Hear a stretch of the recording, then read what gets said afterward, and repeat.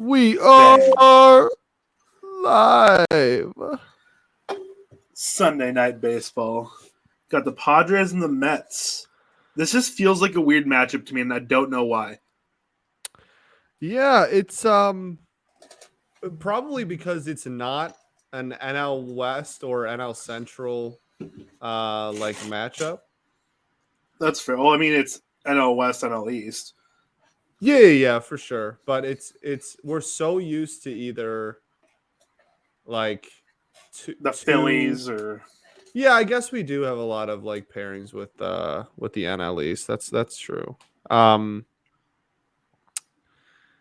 We just have we have so many of like the rivalries that MLB tries to like force down everyone's throat that this is like not a rivalry at all. It's just two really good baseball teams. yeah, It just feels a little weird. They're like, here, we'll give you an actual game that should just be really good instead of like trying to force some random two teams that no one cares about. Right, exactly. But yeah, it should be a good game. I'm excited. It should be. Got this little square bug going because I thought this was funnier than putting the actual team names. That is funny. I like that. I enjoy it. There you go. First pitch. Not even close to the strike zone. Cookie special. For real. What a dog, though. Oh, yeah. We love Carlos Carrasco. He is the definition of, like, got that dog in him. Got that dog within him. This is this should be a good game, though. The Tigers are literally about to play the Padres tomorrow, so this is kind of a little preview for you for the next couple days. Yeah, we can see how badly they're going to beat us because we are the Giants about to get terrible. Swept. Giants forgot how to play baseball over the break, so that's also cool. They're also playing the Dodgers, I suppose. So, yeah, it's we just passed the Royals for last place in the worst division. Oh, nice. So it's been a really fun year to be a Tigers fan. Yeah, it's supposed to be the year, man. It was. So, yeah, it wasn't. How are the Giants doing? Not great. Like, I know right now, like the series that they're in the middle of, it's not great. But like, what are they? Well, like I mean, 500, a little over 500. Like a game, there'll be a game over after tonight if they lose tonight, which is disappointing to say the least. Yeah, after last year for sure. Because they were at one. Well, there was a point where they lost like 9 of 10. I think they even lost like 14 of 15 at one point. Like, and that was right before the All-Star break, and so that was tough. Yeah, that's tough, and they that puts them. I mean, that still puts them right in the wild card hunt, right? Because isn't that wild 2 card games race? out? Like, okay, yeah, they're still like in the picture, but like they should be like more in the picture than they are. Yeah, way better than they are. Currently on the outside looking in, which is unfortunate. Yeah, fair enough. There's Manny. Manny. Oh, yeah, Manny. What? Machado. No, I just saw Cronenworth pop up. Oh. I mean, I have Manny in the box right now, about to see the first pitch already. Yeah, I was gonna say, like, you're a little bit ahead of me, like maybe like 10, 15 seconds. There he is. There's Manny. Well, Cookie's cleats are dope. Cookie's just dope. Yeah, facts. General. He's got really cool cleats on though. Cookie, I haven't heard much about him this year. They showed the graphic at like the top of the game that he hasn't had like a fantastic year so far. Yeah, but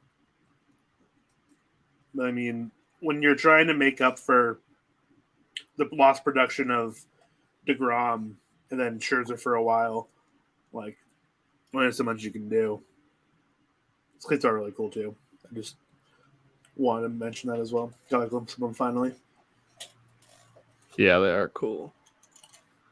Looks like they're not the exact same even. Looks like A the little bit design different. is. Yeah, I think the design is slightly different. Oh, maybe they are the same. I don't know. I can't tell, but they're dope. Yeah, they're cool either way. They look the same, I think. Well, maybe I don't know. Either way, if you had to guess, I think you'd be right. Okay, let's watch some actual good baseball because I haven't in a long time. It's been a few weeks for me too. I mean, Golly, the only thing Nomar about the Mazara. Giants being like losing a lot, at least they're making the games like somewhat close and interesting, like for at least 5 or 6 innings. But Yeah, yeah, we definitely don't have that here, so fair. we're just terrible, man. It's Fire Alavila. unbelievable. I think hashtag Fire Avila, I think, was trending on Twitter after the game. Was it? And that's Oh, probably their Manny, saying a little every too day. casual. Oh, he's safe, but geez, a little Close. casual It running was into third there. close.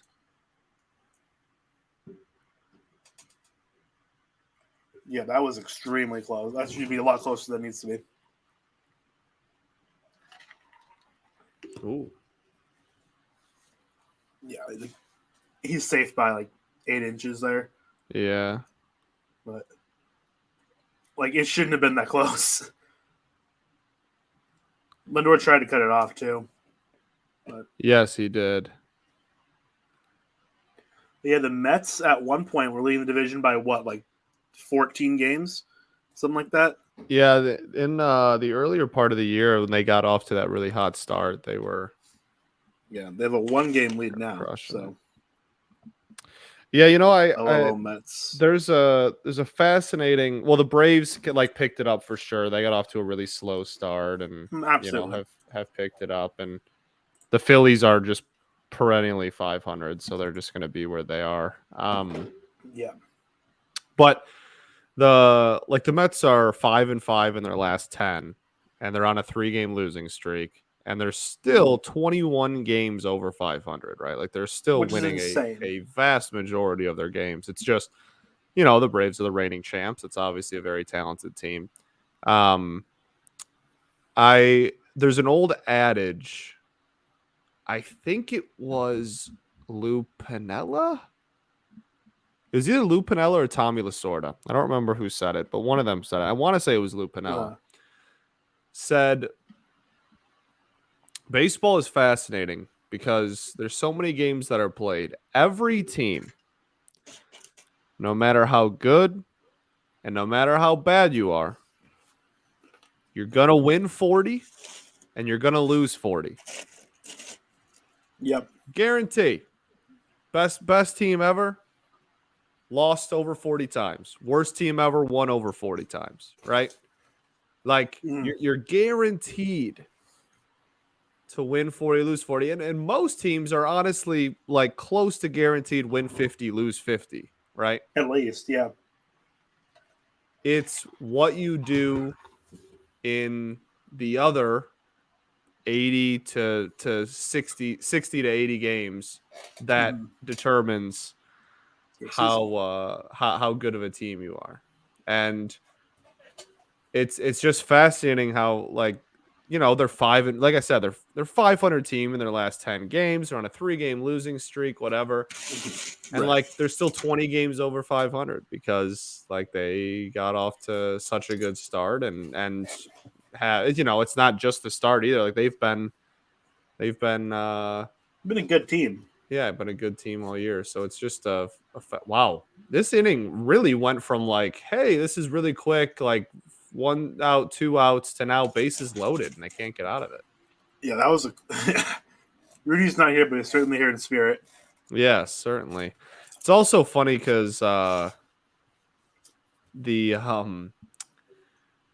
I don't know if you've been able to watch any of the Jeter documentary yet, but I have not. No. It's just funny because Showalter was obviously the Yankees manager back in like the early 90s. Yeah. And so they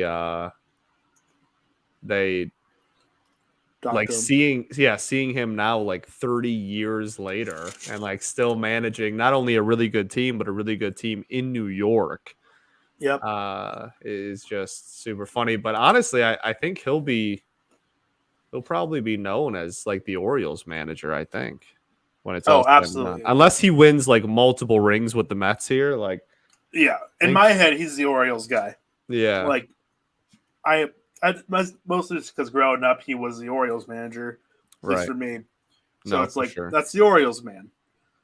And then now, unless he goes on and wins, yeah, like 2 rings, 3 rings with the Mets, like he's gonna be the even if he wins one with the Mets, he might be the Mets guy after that. Like Yeah, for sure. because recency bias certainly is a thing as well. And just But like, the Mets are a huge market and it's been a mhm, while, you know. yeah, yeah, if he's the guy that can turn the Mets around to finally win that World Series, he's the Mets guy. Like Yeah, for sure. For sure.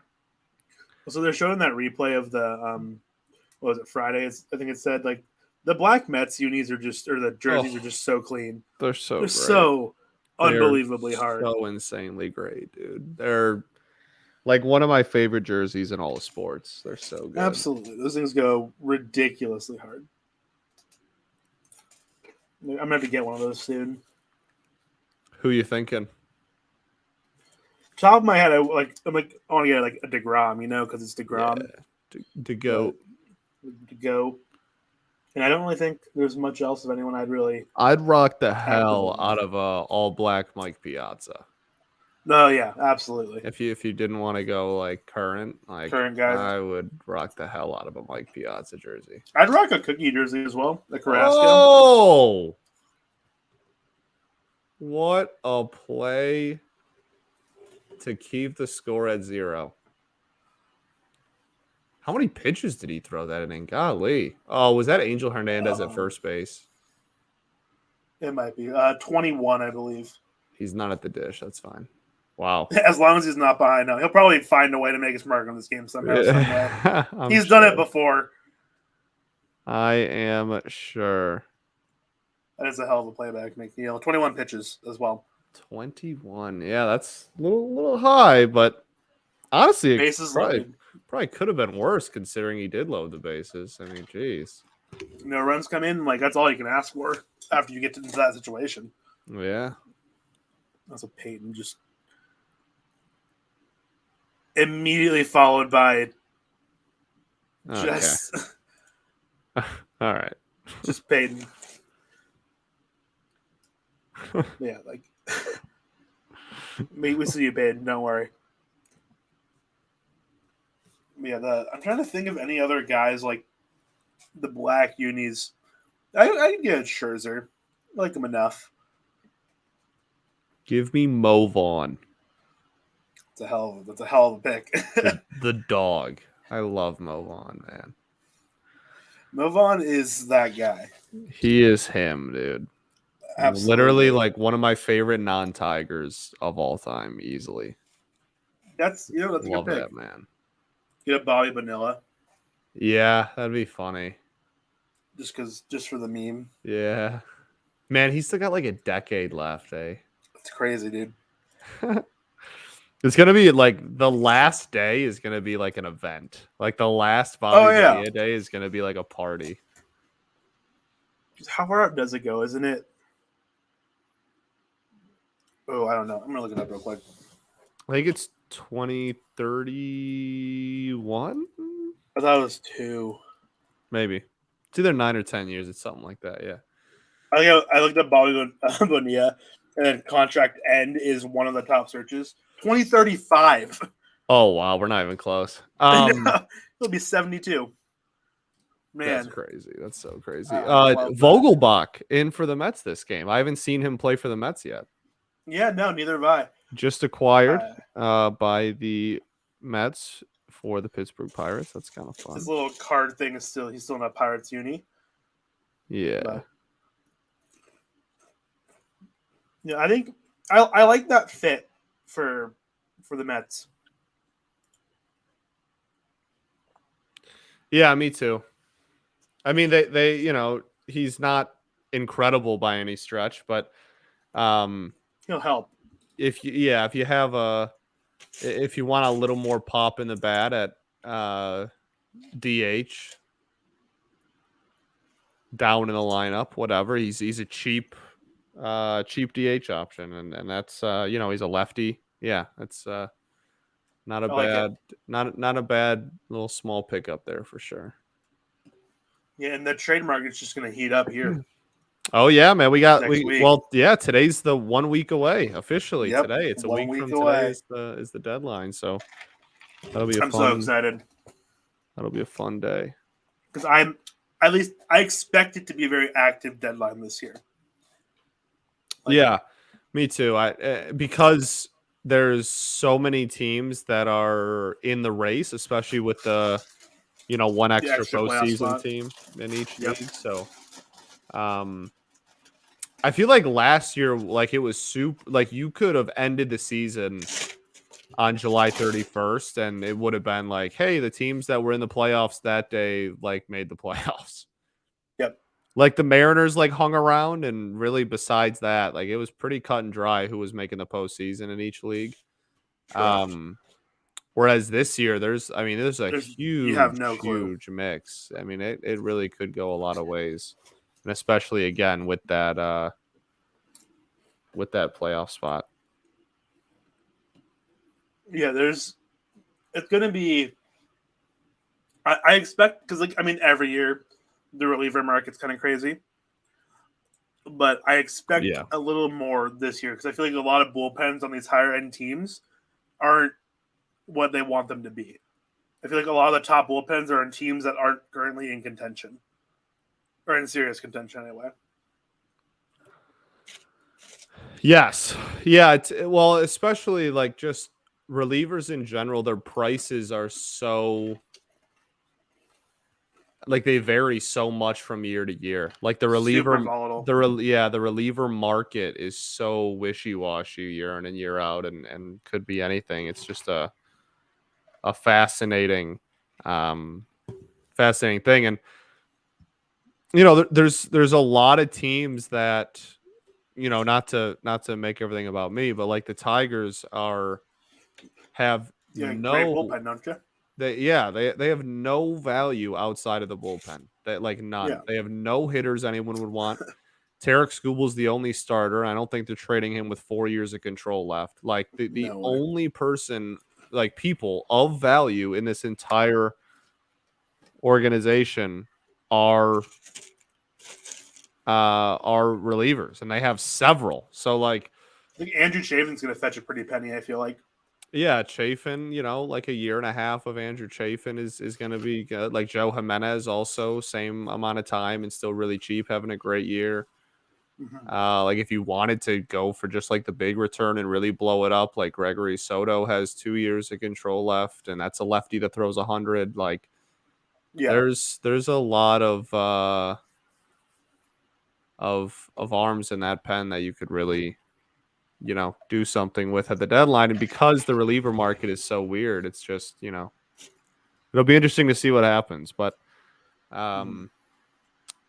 second halves are going to be crazy, man. The NL wildcard race is going to be it's whack, dude. Nuts. Because you're in a race with, we already talked about the Giants.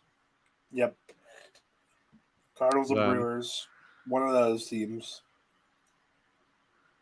Yeah, you have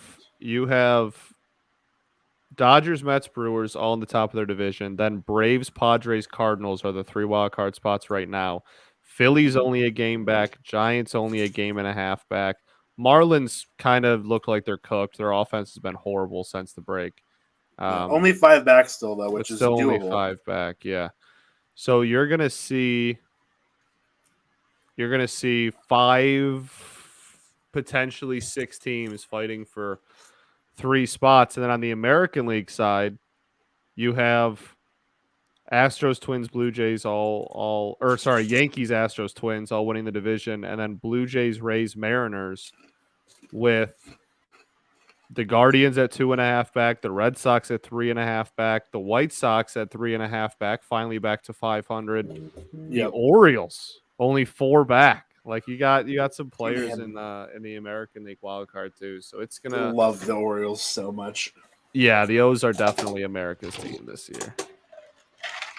When I was back home, I mention this all the time. Like the first non-Giants hat I ever bought was an Orioles hat. I was back home and I found it sitting in a closet in my parents' house. This is the same hat back when my hat size was 3 sizes smaller than it is now. Yeah, that's But nice though. the top button's gone because I wore it so much. But a classic. I had a feeling I knew where it was, so I'd have to go dig it out and bring it back. Yeah, but why would you want to cover up the hair? That's reasonable. That's fair. I just like hats, you know. Sometimes you gotta vibe with it. Also, the return of the stash, Diego. How you feeling? The stash has returned. Right now, because it's just I did this like 2 hours ago. Still getting back used to it a little bit, Yeah, feels a but little weird. feels a little weird. We're gonna start trying to get the rolly fingers action going. Beauty, That's the beauty. plan. I just need the stuff for it, which I was intended to go and get today. Didn't, but I'll get it tomorrow, and then we'll start get it. But next week it should be out and going. So the stash is back. It's making its 2022 debut. Hell yeah, baby. Meanwhile, Musgrove is looking phenomenal A little bit better than Carrasco, that's for so sure. far. Well, Carrasco kind of imploded with 2 outs as well, so let's make sure he can True. get through Lindor, I guess. But Yeah, I gotta wait for a minute here.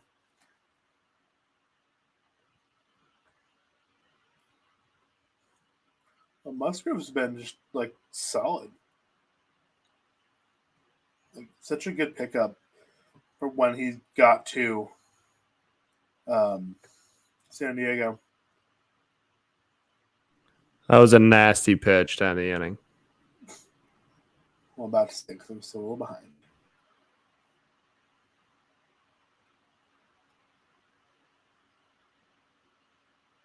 Musgrove's got such good stuff, though. Wait a second. I feel like this is more behind than it was when we started. Oh, that's a disgusting pitch. Just fell off a table. My goodness. Yeah, there go the Mets. Didn't do much against Musgrove here. Bottom one. Hopefully Carrasco can have a bit cleaner second inning than they did the first. Yeah, hopefully. I mean, again, it was mostly just it was mostly After 2 like outs. he did the Tigers thing where like it was all with 2 outs. 2 outs, and then you just kind of like make it really stressful. Yeah, exactly. Someone called the Gregory Seto special.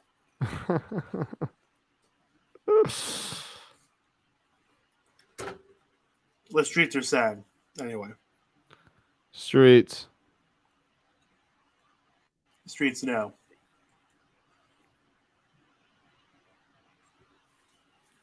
Yeah, I'm trying to think what these like.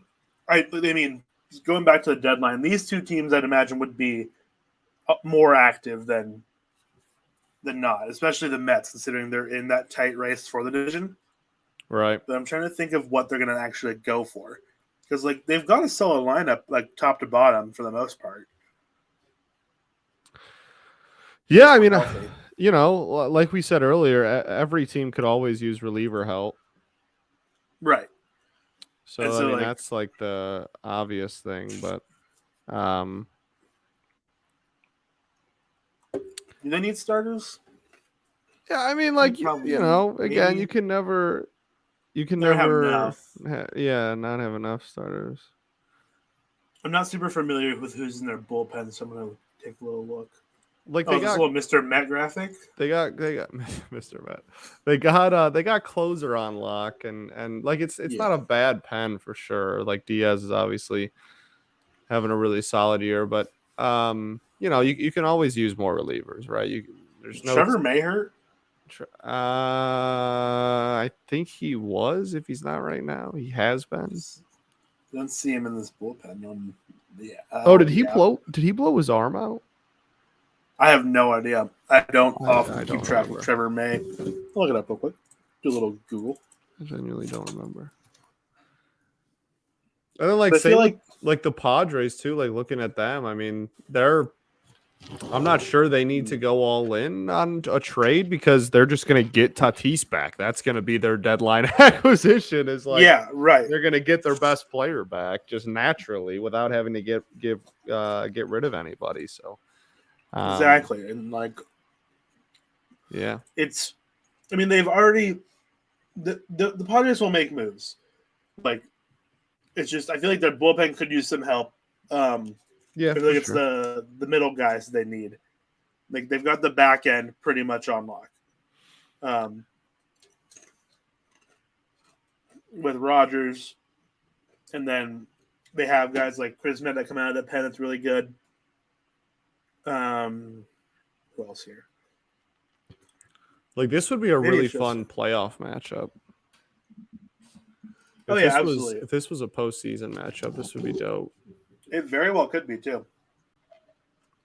Yeah, This is absolutely one we can see down the line. well, the like- crazy thing too with the NL West is, like, the Dodgers are just so good. Yeah, They're like, you can have a pretty dang good record and, like, oh, you're gonna get a wild card spot. Same with the AL East and the Yankees, I guess, for that matter. Oh yeah, right. Especially this season. Like, it feels like. So I've been playing a lot of OTP the last couple of days, as opposed to like anything else I've been doing. I've been doing that a lot. And I was playing earlier, and I was playing as the Angels because I wanted to trade all of their pitching to see what I can get in return as far as the lineup goes. And I had quite the lineup that went like had 90 wins and finished last in my division. Wow. Yeah. Wow. Like every other team like finished like 93. Yeah, that's absolutely insane. And I was like, okay, like I did well, and like this was the goal. Like I had Luis Arias, who was like insane in OTP for some reason every year. I had Julio. Like I acquired Julio like right when I started it for like nothing. I don't know why it was so easy to get him, but shout out the Mariners. Yeah, shout out the Mariners. Shout out Julio in particular as well. Yeah, the dog. Julio, hell of a run derby. DeGrom's in the Mets dugout. He's taking it out. They showed him throwing a little bit of a bullpen. He should be relatively close to returning, I feel like. Trevor May is on a rehab assignment, by the way. I don't know where the Mets like low minor league affiliates are, but I would imagine because he's had a couple of rehab starts, I would imagine it's a good sign that he's with the team. Yeah. Let me see. He had a simulated start a couple days ago.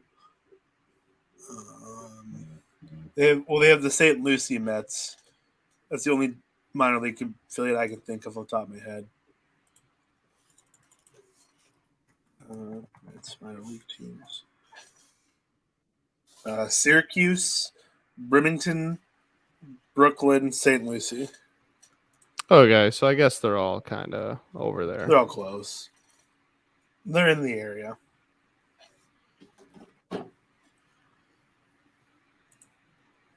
But also, Kim just got a base hit here. I love him, by the way. Yeah, I love him too, but I could see him as a guy that the Padres end up moving. Interesting. Because, like, they have Abrams up in the bigs now, and he's kind of been around all season. I know it's because Tatis has been hurt, but, like, Kim's, as far as I know, hasn't been, like, super, super impressive. He's been, like, good, but not, like, yeah, no, I mean, insane. since he came over, he hasn't, I would say he hasn't quite lived. I mean, he was, dominant in the KBO, and I would say that he hasn't quite lived up to, that. Yeah. When he has a double oven mitt? Double oven mitt goes crazy. Like it was insane, dude. But yeah, like I wouldn't be shocked because like teams would pay. I feel like a pretty decent haul back for Kim. Yeah, maybe. I mean, like it also depends on if they were to flip him like for what like That's the other thing. it's weird for like a really good team to trade someone who's been starting for them, but like if it's for whatever, like a back end starter, or if it's for a reliever, and there's you know maybe a team trying to come out of a rebuild that like needs a middle infielder, get a guy who has a couple years of control left on his deal. Yeah, I imagine you can get some decent prospects back for him as well. Yeah, maybe. Like I don't know. I don't think they will actually move on from him, but I could see it happening. Is my thing. Just because Abrams is there. They Yeah. also, I don't know. The Padres are such just a an oddly constructed team, especially in the infield. Yeah, I mean, like, especially when Tatis comes back. I mean, they're talking about, Tatis getting moved to the outfield, which is crazy. What, like 2 years in, a year into his, like, 12-year deal or whatever? Yeah. They're already moving him off of his original position. Like, that's, crazy. But you give him the money because he's a premier hitter, and if he can just Right. find a home defensively, he'll be one of the best players in the league. So Yeah. And, like, he's too athletic with too good of an arm to DH either. yeah, oh yeah, Unless the health really becomes that much of a concern. Like, he's not. He can DH every now and then to, get his bat in the lineup and not have to worry about, like, too much else than that. But he's not an everyday DH. That's why you have Luke Voigt.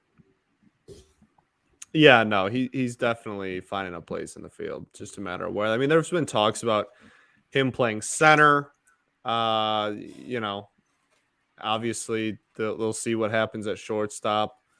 It's been an interesting dialogue. He seems pretty open to moving around to wherever though, so that's nice to see from a star at least.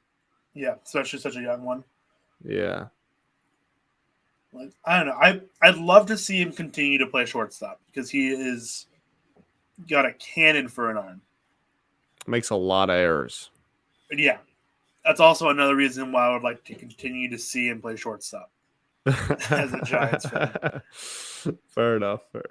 He can sling the ball with anyone, but like his range isn't fantastic.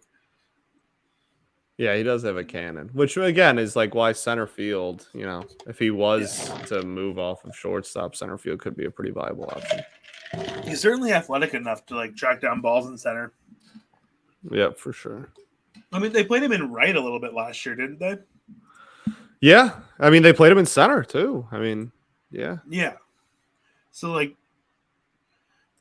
it's not out of the question to move him quite literally anywhere. Because, like I said, the athleticism's absolutely there.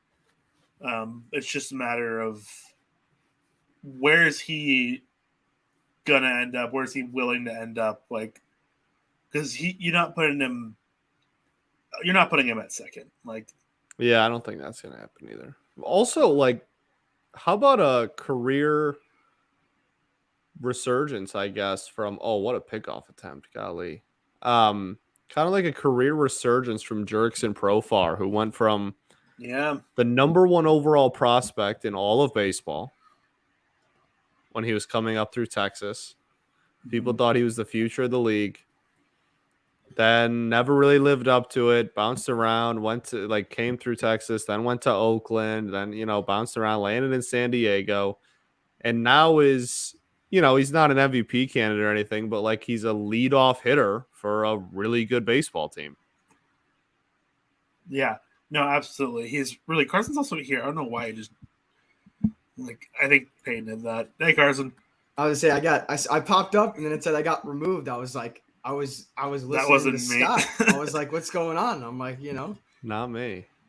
Sorry guys, grad school duty called. I'm sure Carson's on that grind. Everyone is very excited to read my case study on Quibi, if you guys remember that. You send it. Imagine being so fast that you're actually initially safe, but your momentum carries you off the base because you're running at like 90 miles an hour. I hate that. It sucks so bad for them too. Like he beats the throw, like comfortably beats the throw. Oh, he might be safe. I want to see a replay of that. This is the angle. Also, like another thing about being like insanely fast. Have you guys seen the thing in the controversy in the track world right now? I think his cleat might have came off the back. No. Okay, so let me look up the guy's name so I don't mess it up. Who are you asking about, Diego? Sorry. The controversy in the track. He's safe in the track world right now. I don't remember the guy's name. His cleat comes off the bag. But his glove kind of pushed that. No. They're not going to overturn the call. Yeah, on the field, I was going to say they'll probably just say this feels like a call stands. I don't know about you guys. Yeah, no, that's a stance for sure. He's definitely going to be out. Yeah. Sorry, Diego. I only have room for so many niche sports in my life. If you want to talk about the IndyCar race today, I can wax about that because there's some crazy drama going on in the world of IndyCar. Okay, let me find this guy's name real quick. I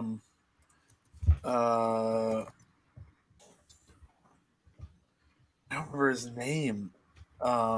He's Steve like, Prefontaine.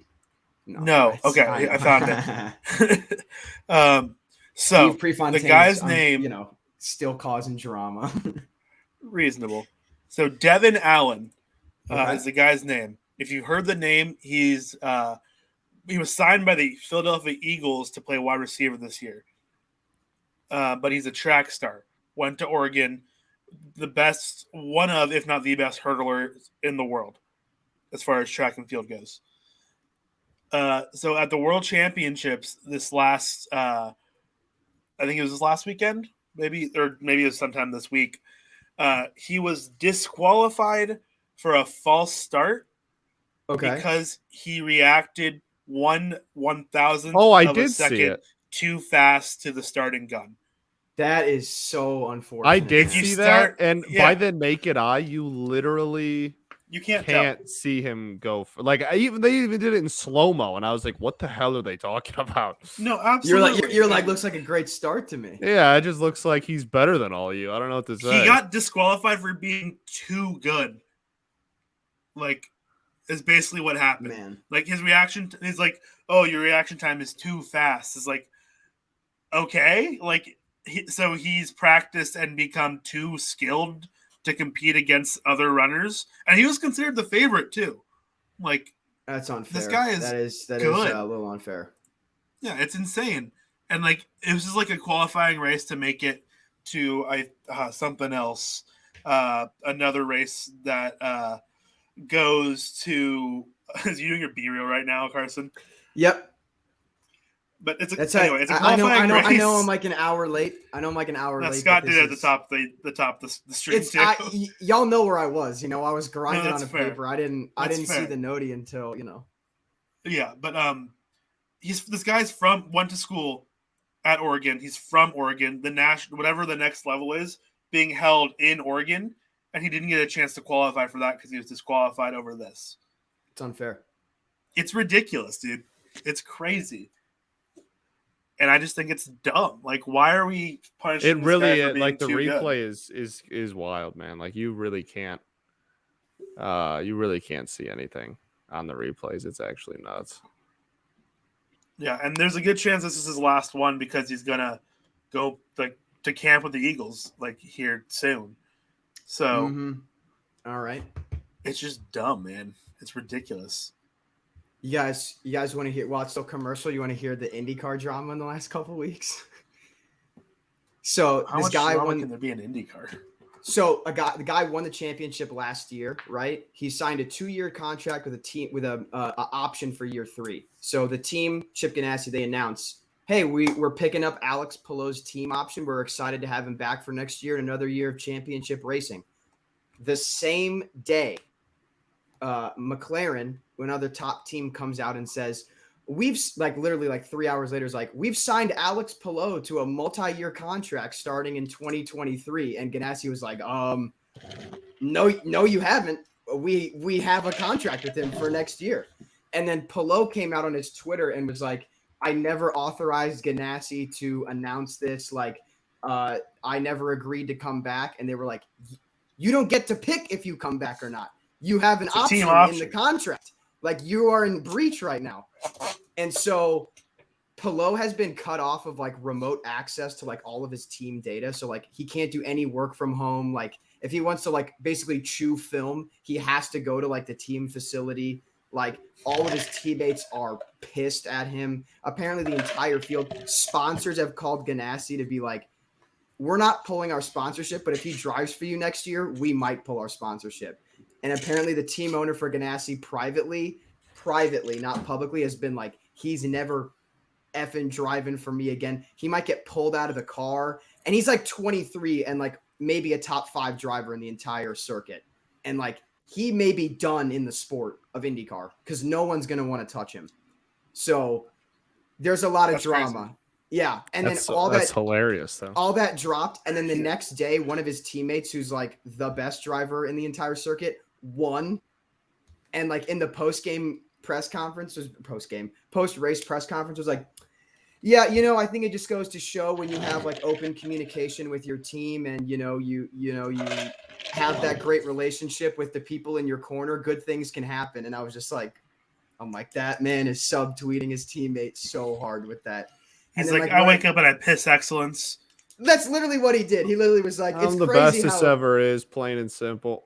I mean, Scott Dixon is, man. He tied Mario Andretti for second all time. He's got 6 championships, driver. He's the GOAT. He's the GOAT.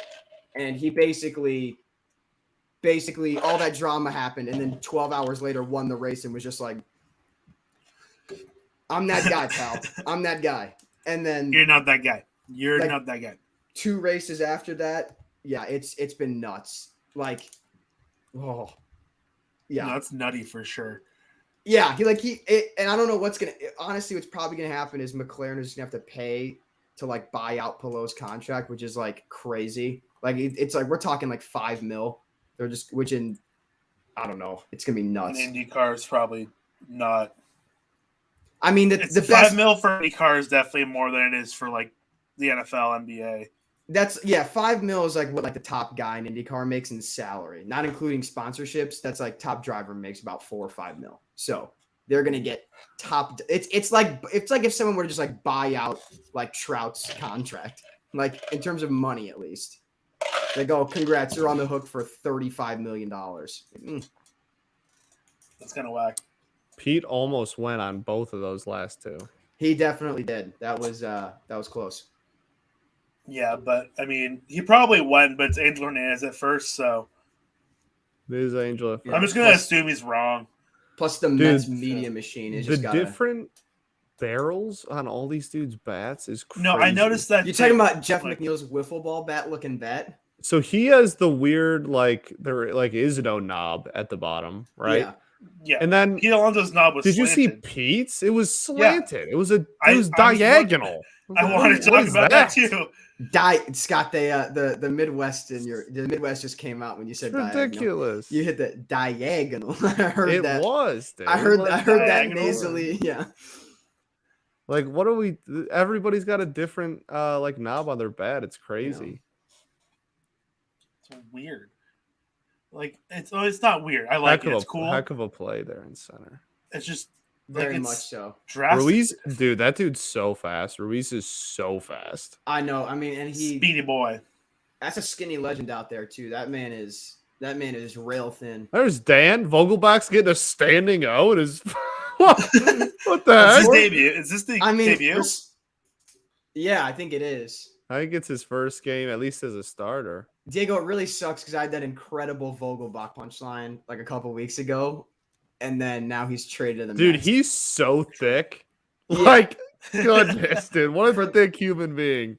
Yeah, I mean, he's when you He's like a cinnamon roll. He's like those. He's like a Pillsbury cinnamon roll too. He's just about No, but 5 of it's those like stacked together. no, but that's like squishy. He's like You don't think I mean, he's? it's just dense. no, dude. I think he's dense. I think that's like How much does He man is. weigh? He's built. You know what he's built like? I've seen this roast before, so I can't take credit for it. But you know those big blocks in Mario Kart that they drop and it's like "Ugh," those big yeah, The that thwomps? is that's yeah, yeah. the thwomps. He's built like a thwomp. That's I think an accurate build description for All right, Danny. how much do you think this guy weighs? Because I have it up now. If you guys don't know, I'd like 280. some guesses. I'm gonna guess he's listed under 300, but he's probably pushing about 315. 280. He is listed under 300. If you want to give an actual guess number, That was I think Not using- real weight. Scott's got 280. I think real weight is 315. I don't care what he's listed at. Okay, well he's listed at 270. Oh yeah, no. Scott's guess might be close to his real weight. Then there's no chance. My man is I mean, thick as all hell. That was a tough swing. That was not great there. A thick Vogie, boy. man. Musgrove has Musgrove like finally escaped the label of underrated? Because I mean, he's still having a heck of a year. Yeah, he's so good, man. He's so good. His curveball like is something else. That like curve slurve thing is Yeah, I don't even know what to- absolutely yeah. insane. Did he hit him? Ball move good. He did hit him. Oh, shocker, dude. Oh, he hit Mark Canna. Yeah, Shocker. that's why I said that. Shocker of all people. Well, Mark Canna hit by pitch. Whoa. Oh, Mark's mic'd up. You can tweet your questions for Mark Canna at hashtag Ask Sunday Night Baseball. I mean, Mark's a tweet from nice the guy. Though. I DD will account. say, Mark's a nice guy though, as a person. That's from. Can all we accounts. tweet from the DD account how he feels about all the hit by pitches he gets? Yeah, we actually maybe should do that. No, I want to think we ask should do his that. opinion specifically on the Los Angeles Angels. Of Anaheim? Yes. Yes.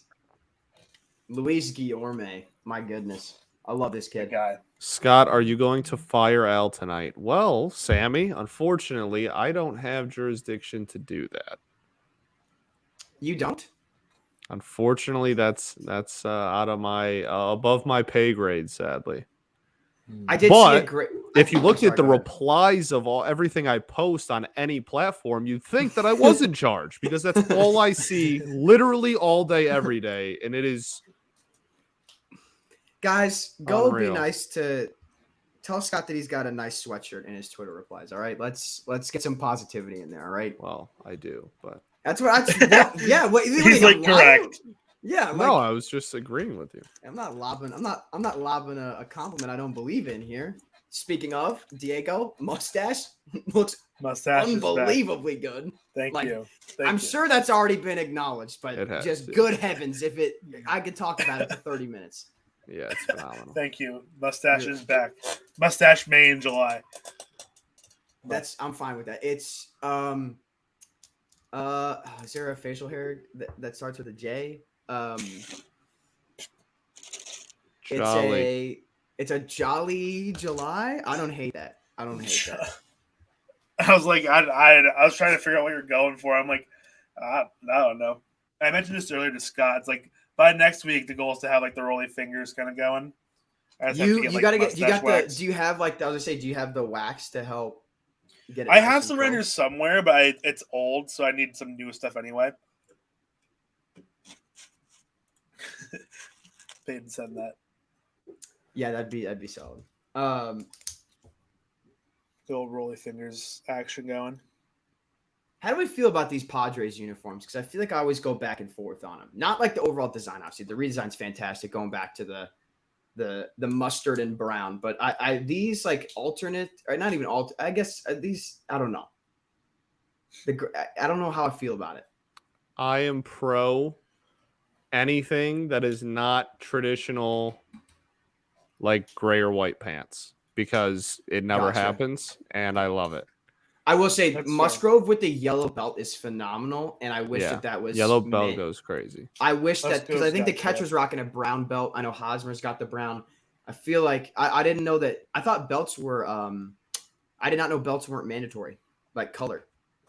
as part of the uniform. Like the whole team didn't have to match. Yeah, I didn't know I didn't know that qualified as an accessory. Yeah, so I learned that because earlier this year, Michael Pineda still wears his belt that like he wore last year on the Twins. And it's Is it like not the same shade? It's literally red. And we're like, oh, what? Like we're at home. Like we're in our all whites with like navy blue at home, and then he's just got a red belt on. I thought you were gonna say he was rocking like an I orange kind of belt. love that. Like, I could mess with an orange belt. I think and we're that'd be like, a nice accessory. and we're like, what are you doing, dude? It's like the same My belt. brother in We're like, Christ. all right, I guess. I mean, like, I guess, dude. Maybe he like thrifted it, and it's like it just fits him really well, you know. Well, I mean, if it just fits him well, I get why he'd want to keep it, but like it just looks awesome. So let's give it a little spray paint, maybe. You never know. But also, like going back to the jersey question, I'm a big fan, just because they're different. Like Scott said, I like them a lot. They're I am pro pinstripes as long as it's not the Yankees. Quite literally, any other team does pinstripes. I'm like, fantastic, big fan. So I don't like the Twins pinstripes either. I like the Twins pins. Like they're nice. I don't know. I think different. I'm just anti any team with the same colors as me because they all have worse uniforms. So I'm kind of like figure it out. I like the idea like Scott said, like all the whites and the grays, like anything different's like a plus. Unless you're the Dodgers City Those Connects. are bad. Those are not. Those are awful. Those aren't good. But also coming from a team who doesn't have the whites, because we have the creams, which they're not white. They're like different enough where you can tell. Yeah.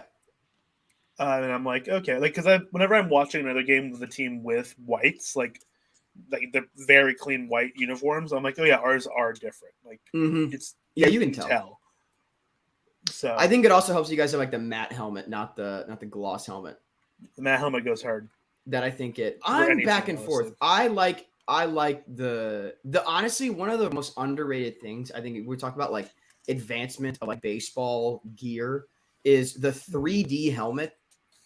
Yeah, decal. That helmet with the 3D logo. Like that is phenomenal. Raised like logo, when the Cardinals did it, at first I was like, I don't know how I'm gonna feel about it, and then I saw it on the field, and I was instantly sold. I'm like, this makes so much sense. I don't know why we went so long. It looks good. Just slapping just a sticker on. The hats aren't matte, you know. The hat, you know, why are we? That looked terrible. Wow. You just put a sticker on like a plain hat, like it was a hat with just a sticker, like wasn't stitched in. That'd be really funny. We were talking earlier, right before you got on, about is there anybody who's quite had a unique career to the likes of Jurickson Profar? Oh my god, dude. Like that's an insane career arc. There's only two guys in baseball that I've ever really missed on where I was like, they're good. I was like, this guy's gonna be just like I thought Jurickson Profar everyone missed on Profar. You weren't alone there, bud. Like people forget he was literally like number one for 2 years in a row. The infield, he was the messiah of the infield. He was Byron Buxton before Byron Buxton, if Buxton was an infielder. Like that's how people like he was like he's like 5'2" athlete, gonna be great. Like at short, you can move him there. Like he was supposed to be him, man. Like he was an unreal prospect. So I was saying about this, Scott, it's funny because the other guy that I really like missed on that I thought like gonna be like perennial all-star was Will Myers. And it's really funny that they're both on the Padres. Yeah. Like it's funny how they ended up in like the same. I mean, and like Preller clearly knows what he's doing because I mean I think obviously the Myers contract isn't great, but like he's solid. Wasn't that before? No. I thought that was like one of his first moves, was it? Okay, well, either one of his first moves or one of the previous regime's last, because that was like right around when I thought. If I'm AJ Preller, I know you're a big fan of the broadcast. I apologize. Keep talking, I'll figure it out while you guys. But no, right. I'm not confident. The Profar. I mean, and I still love Profar. Like Profar and Will Myers are two guys that they'll be 36 years old, and I'll be like, this is the 5-WAR season. I'm like, this is. Well, see, like that's the fascinating thing about Profar to me is that like he went from number one prospect in all of baseball, right? Mm-hmm. And then he got called up and everybody was waiting, like Texas was waiting, and it never really came to fruition and he never really turned out. And then he went to Oakland and it was like, he was like, like pretty not great. Right. And then like he bounces around and then he winds his way and he finds his home in San Diego, and he's not some like phenomenal hitter by any stretch, but like this is a dude who's now a leadoff hitter on most nights for like one of the better teams in all of baseball. I'd say is an everyday player. It was Right, AJ yeah. Preller, by the way. Okay. So like it's fascinating to me.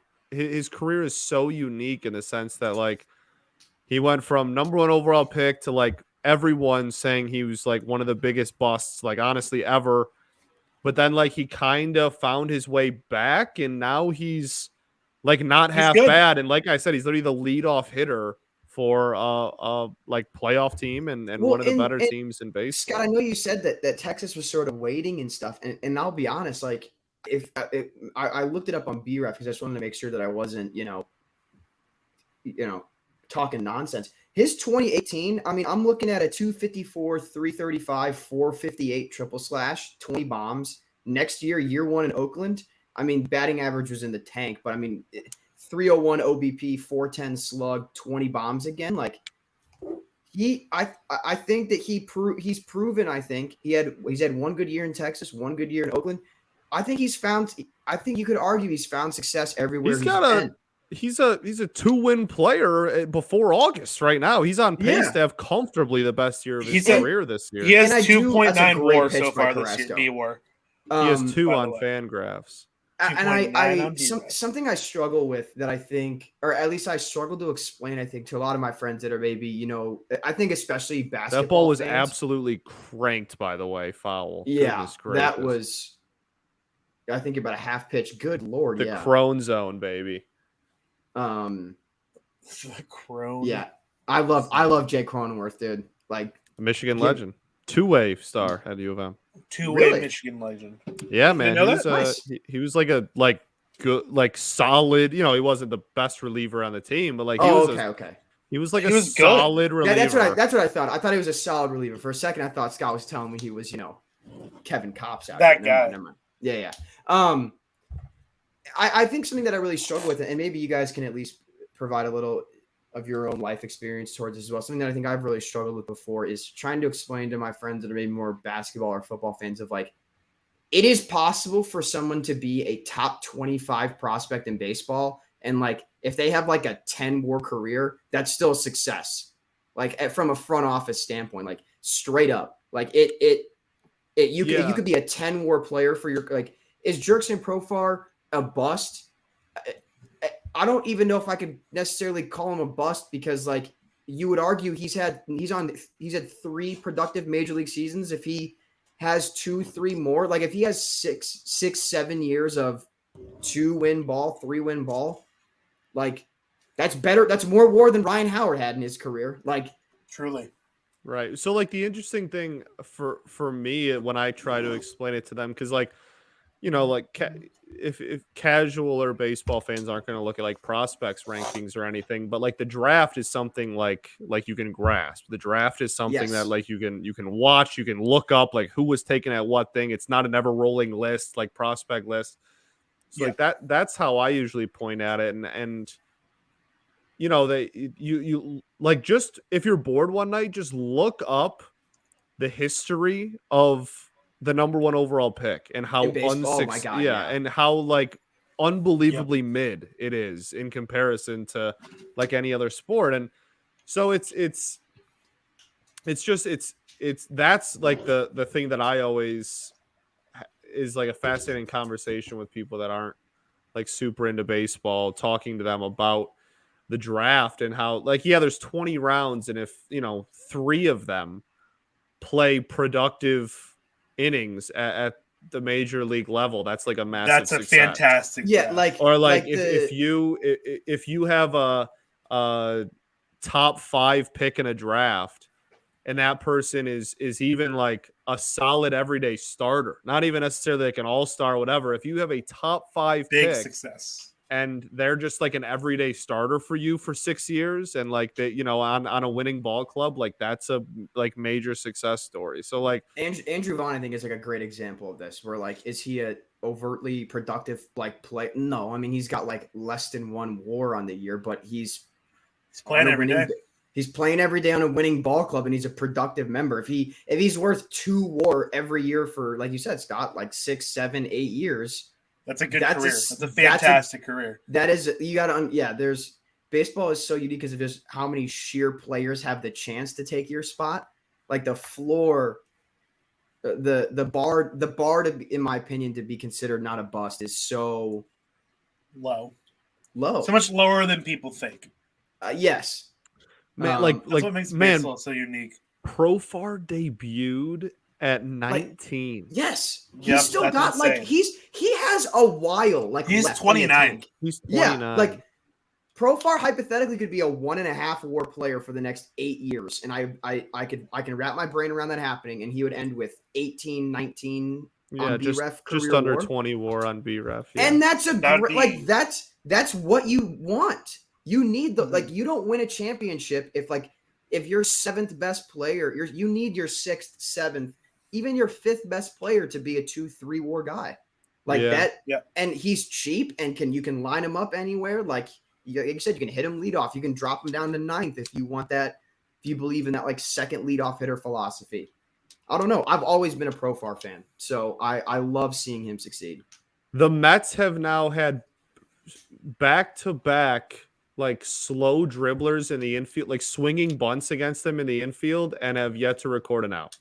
That is tough. That one was a little bit harder hit, and Cookie just couldn't field it, and it still just dribbled off to the side. But like that's literally 2 balls that ended up in like bunt territory to the left side of the field, and just the Mets can't get anyone out. That one, there was a shift on that one too. Just really like. It's not a knock. It's just really bad luck on both accounts, honestly. But golly, would have been a fantastic play. And greet the Mets. The Mets. Bring your kitties. Bring your wife. Guaranteed to have the time of your life. What the hell are you singing? I've never heard this tune once in my life. Oh my God! Are you for haven't? real? I'm dead serious. Diego, I'm going to send you a video that Conan O'Brien put together that is one of the funniest things I've ever seen with that music video. So when the Mets first became a team, it's 1962 or whatever. The Metropolitans? Yeah, and they needed So you haven't seen our scorebug yet. Hold on before you finish. This is our little scorebug tonight. Ah, I like that. They put together a little promotional song so that people would go to their games. And as you do. So after the broadcast is over, I encourage you to Google, I believe it's Meet the Mets. Scott, is that the name? Yes. Okay. So Diego, just know I'm sitting on this video for a tweet about the Mets. So you had it just readily available? Yeah, I'm sitting on this for a real good one. And it's really dependent on how their season goes. But gotcha. Yeah. Gotcha. Conan, this is from the GIF. Yeah. Well, it's like a 20-second long video with the song. That's why I sent it to you. It'll have Okay, gotcha. It'll have everything you're looking for. Perfect.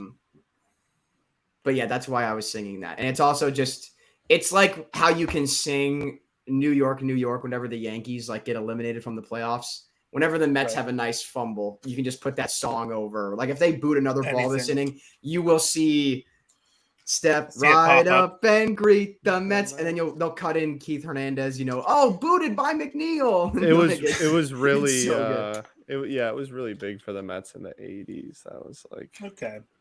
There's a clip. There's a YouTube compilation of that song over Edwin Diaz blowing games. Yeah, which there is. Yes, yeah, like which is crazy, but love that. He is maybe the best. His like talent to hate disparity might be the biggest of any player in baseball. Truly. Yeah, it's like, big. Like if you ask a Mets fan, like what rank of closer would you give Edwin Diaz? I feel like the average Mets fan would say maybe top 10. And it's like, dude, he's like top 3. He is like I would probably, if I'm like fantasy drafting relievers, I'm maybe taking him like fourth, third. Well, this year I feel like it's been a little like better, but like in his entire Mets tenure, it's been really bad. Yeah. Yeah. I know. I just played an OTP sim with Edwin Diaz as my closer, and he had a .92 ERA on the year. Goodness. Dude, that's ridiculous. I signed him to a 1 year, $18 million contract. My God, dog. I fired He up. wanted like 6 years, and I'm like, no, I'm giving you one, but I'll pay you a ridiculous amount.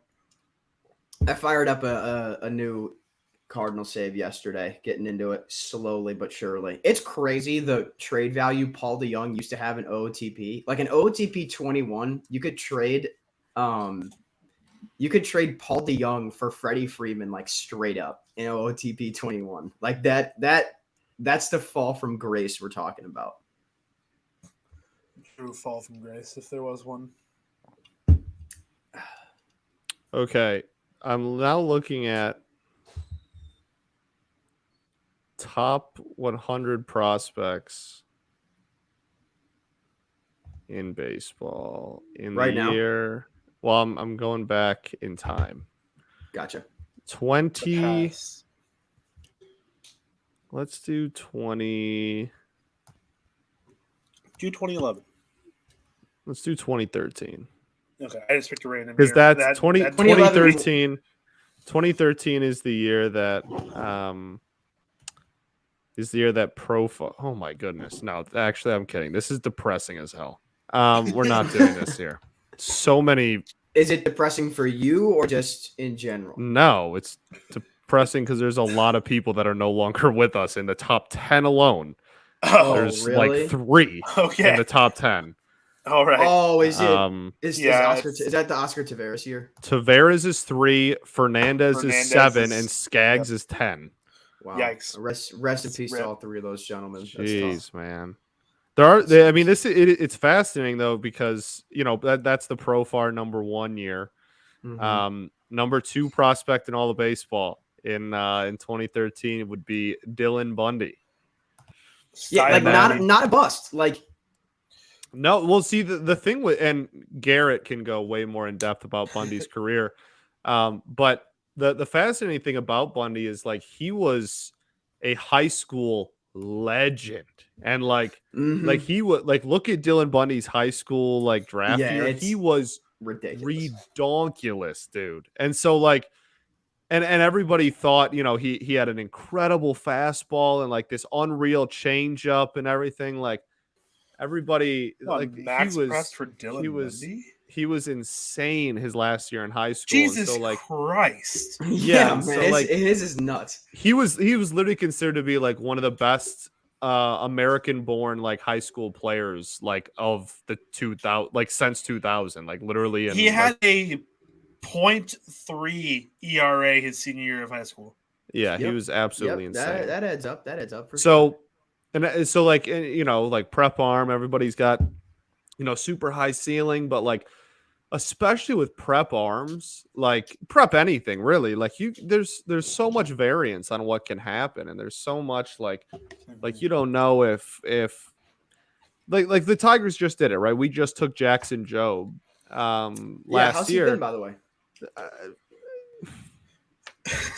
Oh no! Sorry, I didn't mean that. That wasn't. No. It's not even a negative thing. It's just like it's such an exhausting conversation to have with this fan base because his ERA is like not that good, and so everybody just screams, "Oh, he's a terrible blah blah blah." Yes, his peripherals are great. He has like a spin. He has a spin rate that would lead the majors right now. Nonetheless, rookie ball. He's fine. What's he? And like he gets quite a few swings and misses, and like his breaking ball is nasty, and he sits mid-90s, and like he's all the stuff's there. But the point being is like prep arms, like you can be ace and a Cy Young candidate, or you can be like a 6th inning reliever. You know what I mean? Like there's so much variance in what like prep talent becomes. So like Bundy was so highly regarded, and he kind of got hosed just because like he was in Baltimore in a really bad era to be a Baltimore Oriole. And like they had no pitching development and no pitching period. He was like 21 and he was the ace of that team because they were terrible. So like, you know, like a lot of it's like situational. It's just fascinating to see him at the top of so many. Like he was so highly regarded coming up through systems and stuff, and had because he was so young and was so good in high school and everything. But like, yeah, in my opinion, Orioles development just absolutely like he had a ruined him. slew of awards in his age 19 season in the minors. Like, yeah, dude. he had a bunch of them. I mean, yeah, prospects are just hard, and then also like there's always he also debuted at 19. Fun fact. Yeah, because the Orioles had no nothing, pitching, dude. They were like, "Yep, gotta go." Like, let's see what we got. He got an inning in 2/3, but like still, like debuted at 19. I mean, he's only 29. Like he's been in the league forever. He's not even 30. Scott, it's funny because you're talking about like how you can be so highly regarded, and then you know there's a guy like I don't know, like the Cardinals have that dude Moises Gomez who has like a career like 750 OPS in the minors. He's 23, maybe 24 even, and this year, yeah, he's OPSing 1100 with 27 home runs, and he's like considered to be this like, oh, are we gonna dangle him for like a starting pitcher at the deadline? And it's like this dude just 1 year you can just put it together, and then magically, like he if he gets traded to like some losing team, he might get a shot. Like 2013 this is a crazy top 100. Like there is so much talent in here. This is nuts. So Profar and Bundy 1-2, Tavares 3, Rip, Will Myers 4, Taijuan Walker 5. Shout out Taijuan Walker. Travis Darnoodle 6, Fernandez 7, Zach Wheeler 8. Wow. Garrett Cole 9. Oh, okay. Yeah. That's a ridiculous 7, 8, 9. Yeah, insane. We already talked about 10. That's Skaggs. Rip 2. 11 is Billy Hamilton. Now, this is when Billy Hamilton was shattering minor league stolen base records, right? Like this is like peak. Like he's on SportsCenter every night in AAA because he stole 7 bases. Yeah, because he's just shattering every minor league record. He has like 40 steals in like 3 weeks or whatever. Did you guys know that he's up this year? Yeah, for Miami.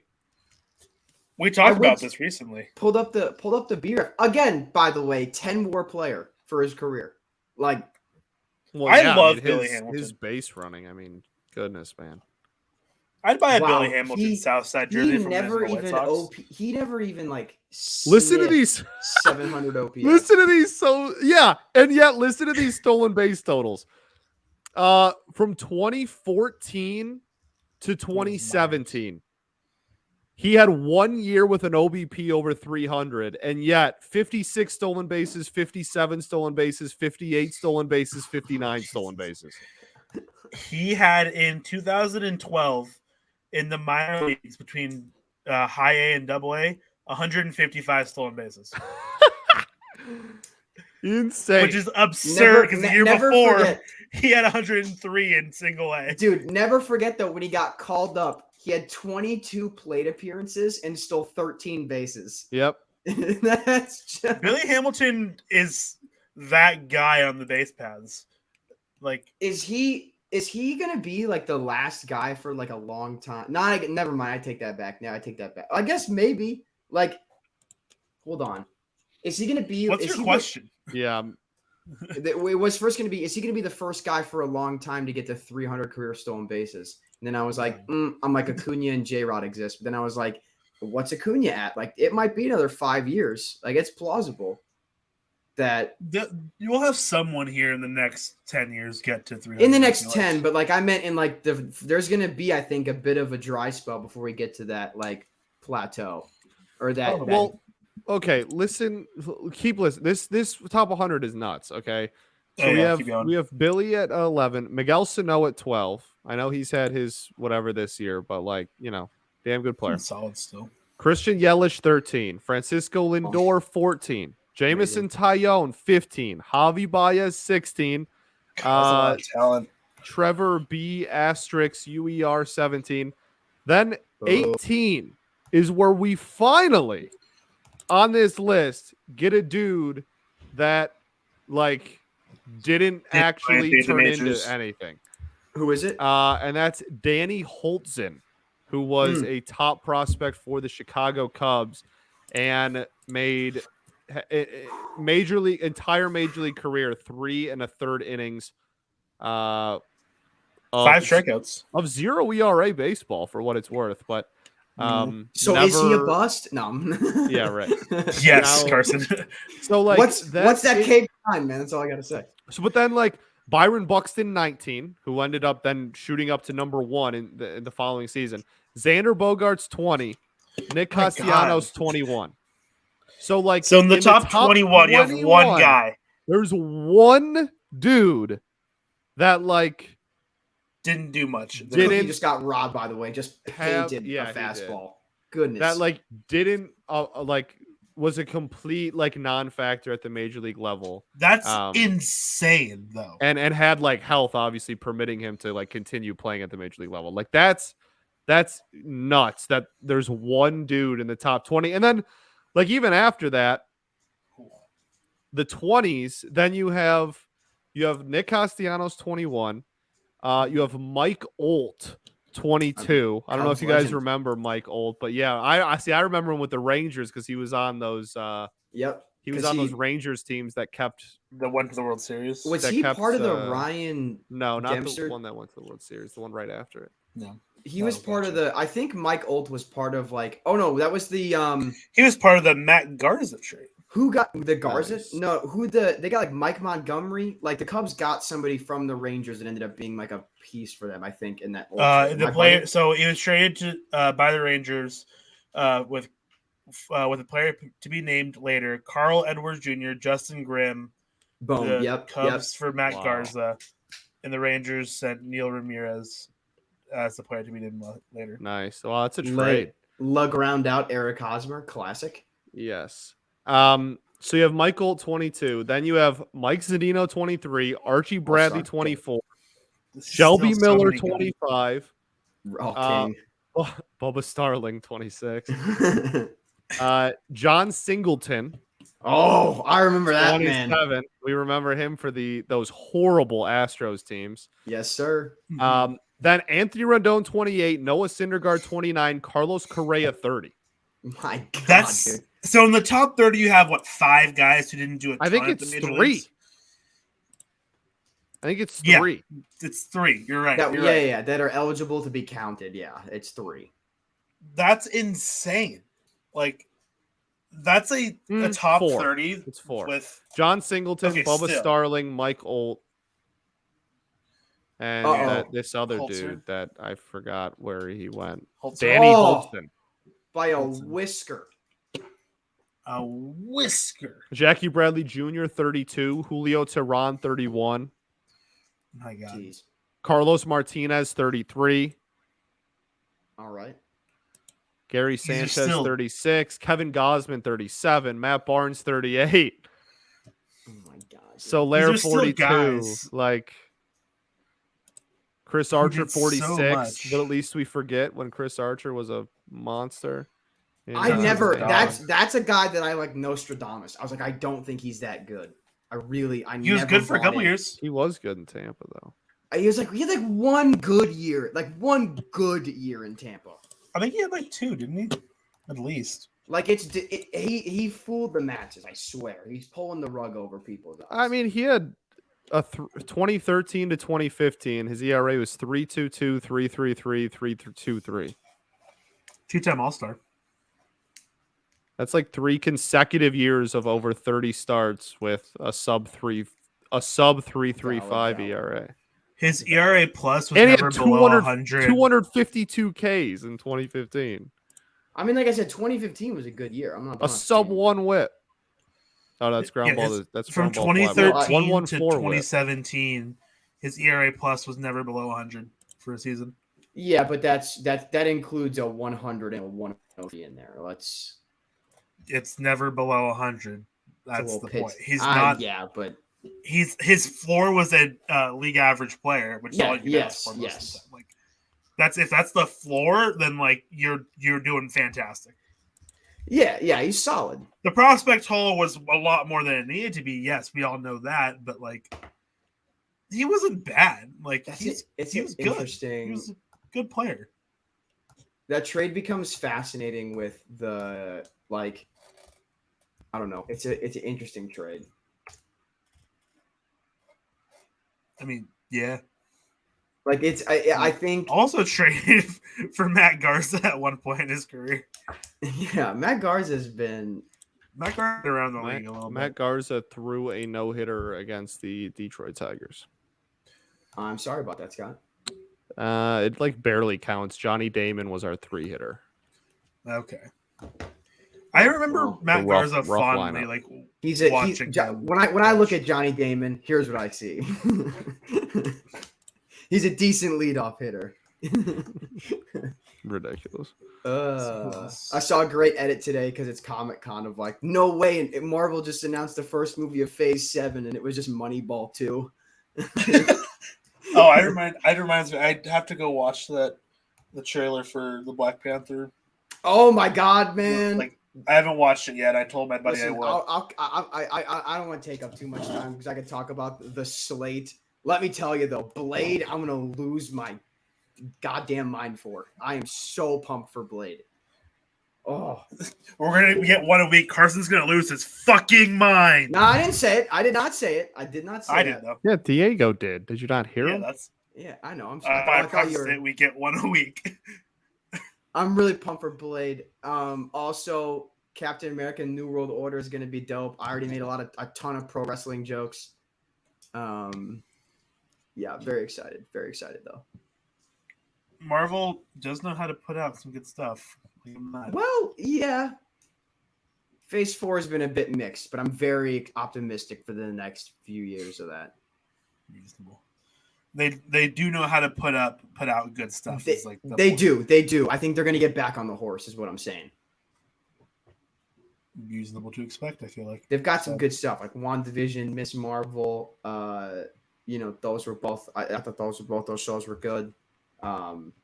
I don't know. I'm just like not a Captain America guy. Like the Captain America show is like fine. I like Sam Wilson as Captain America a lot, but just like I don't know, Captain America as a character doesn't move me a ton.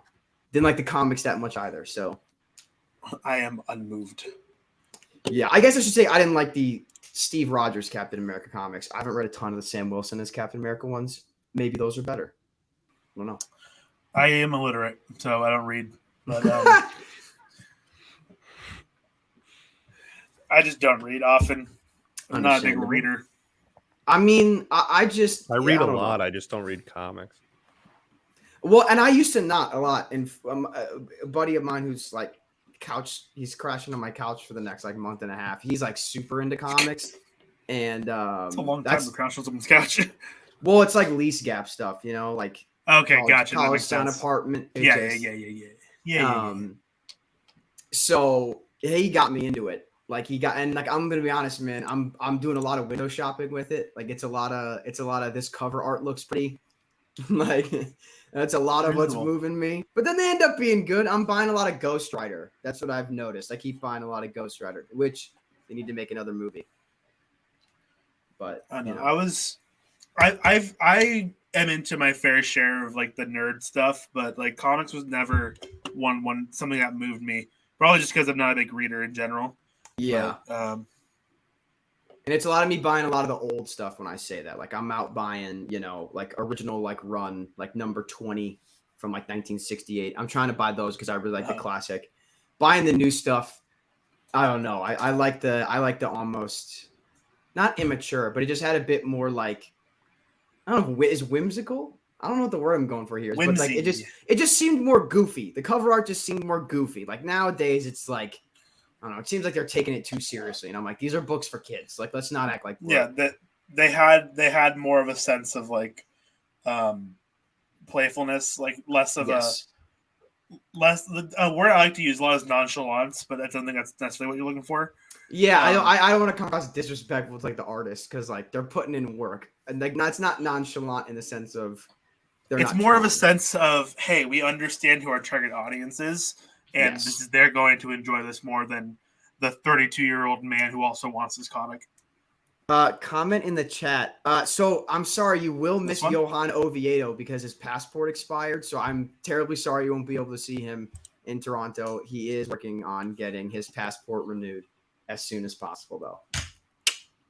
Also, how is we'll talk about the other part later, but other people that aren't the other people. I'm not sure why he's talking about. I know Ryan Helsley and Miles Michaelis are both vaccinated, so I'm not sure what he's talking about there. I don't know, but they're both vaccinated. I know. So who do you think is the leader for NL MVP right now? Well, yeah, dude. Listen, I legitimately thought about. I knew this was going to get brought up eventually, and it's like this is how. Of course it was. In the same way that blame Peyton, by the way. I think no, yeah. We were having a nice, relaxing stream. I know. You brought it up. So I think in the same way that people were expecting me to blow my top when the Cardinals got walked off on last year, and I just got kind of quiet, and I was like, man, that's tough. This is how you know I'm genuinely upset. Is I'm not getting red in the face and yelling over it. It's just I don't want to hear you get on an interview. I don't want to hear you for years in Colorado, for example. I'm not going to name a player's name, but just hypothetically, if you played for a team like Colorado, right?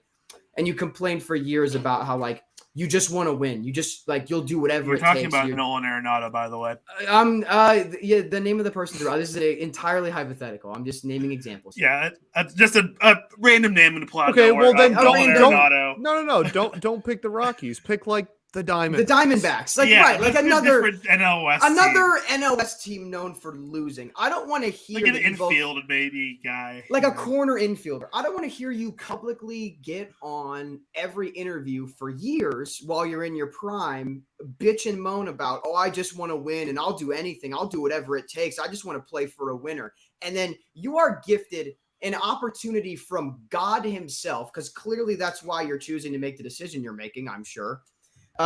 You are given an opportunity from God himself and haha, make all the jokes you want of undisputedly the second greatest organization in the sport.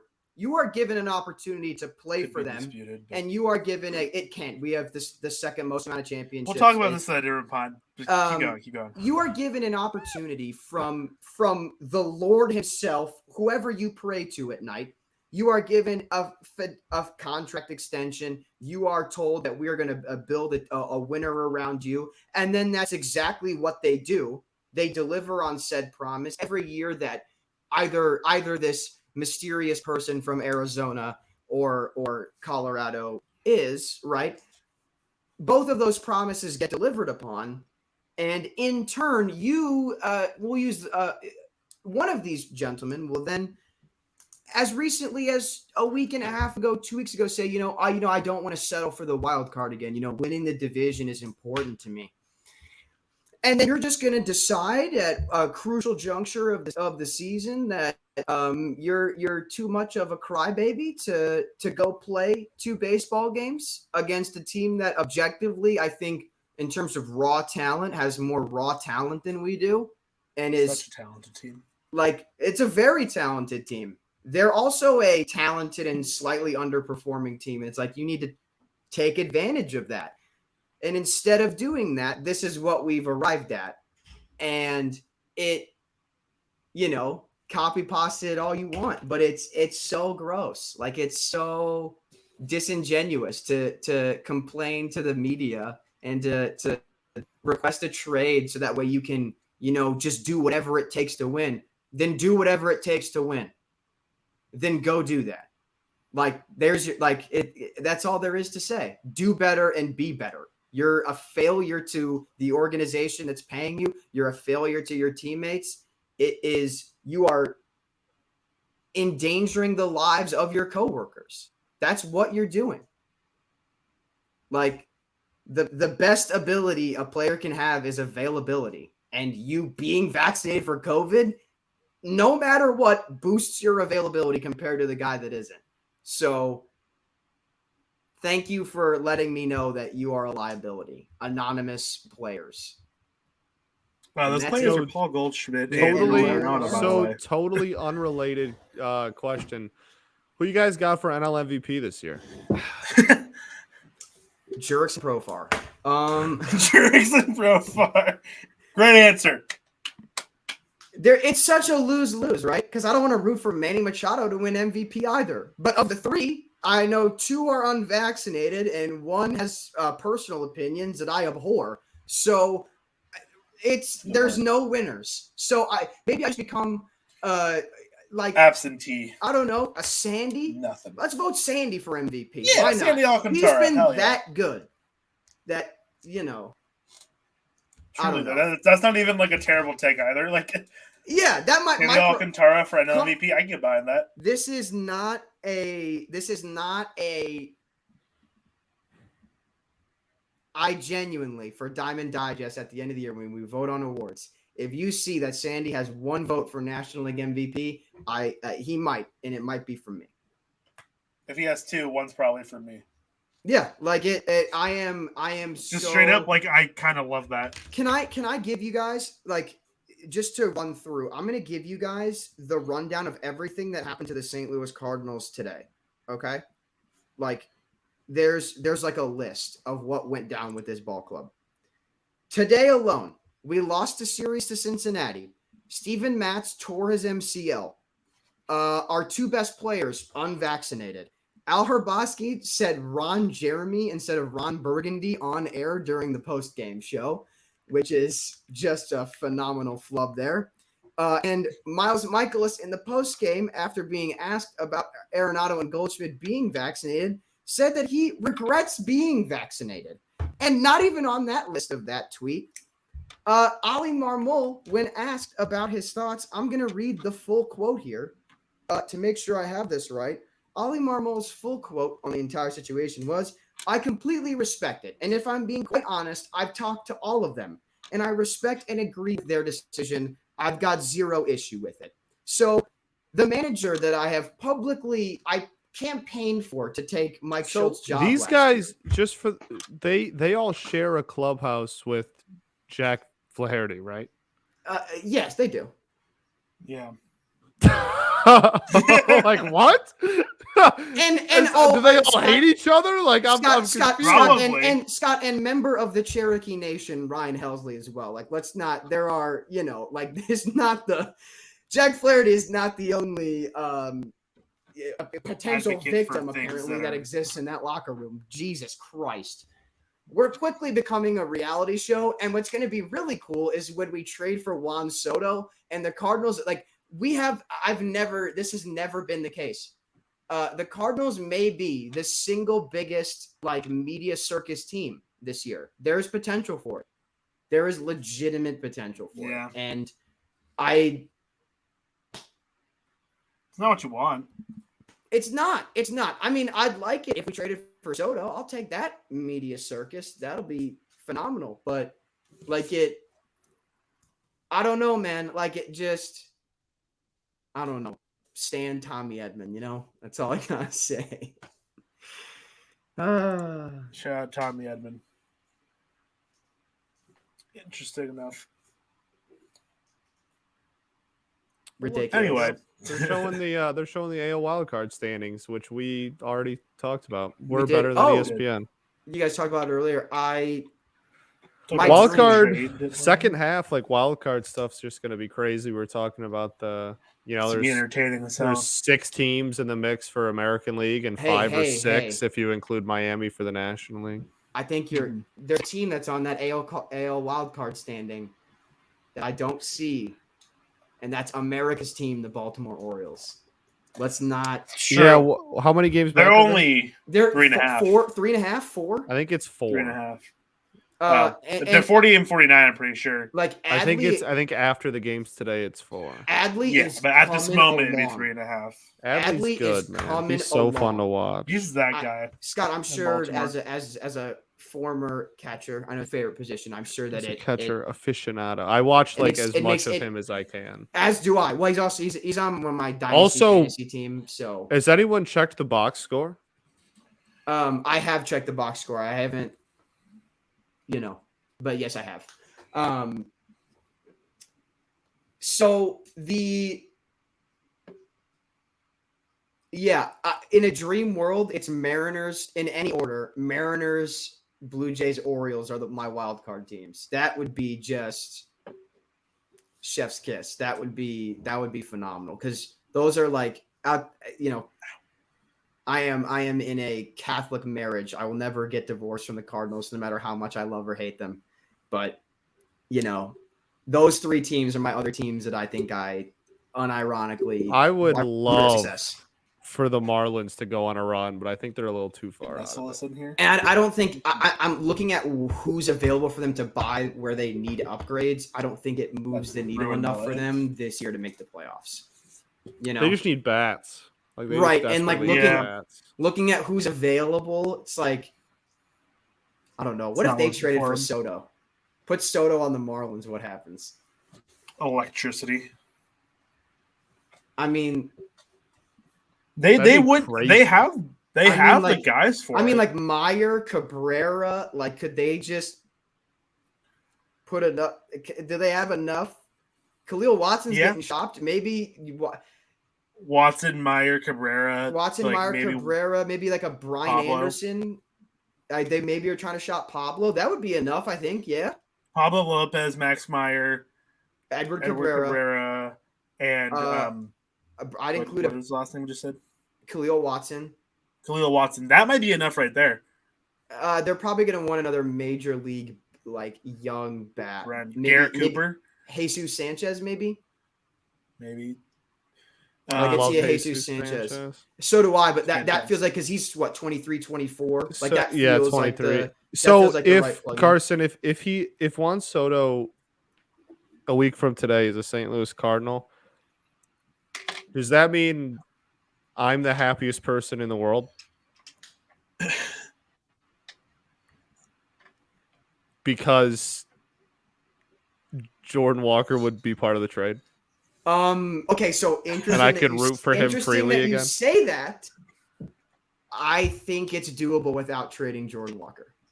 They're gonna ask for Jordan Walker. I hope it's not. They're gonna ask for Jordan Walker. I pray that it's not.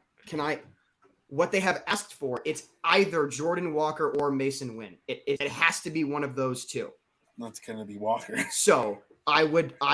Well, they can ask for it, but if they want the Cardinals to take $70 million of Patrick Corbin, it's not going to be Jordan Walker. So either the Nationals don't get Corbin completely off the books, or they get Jordan Walker.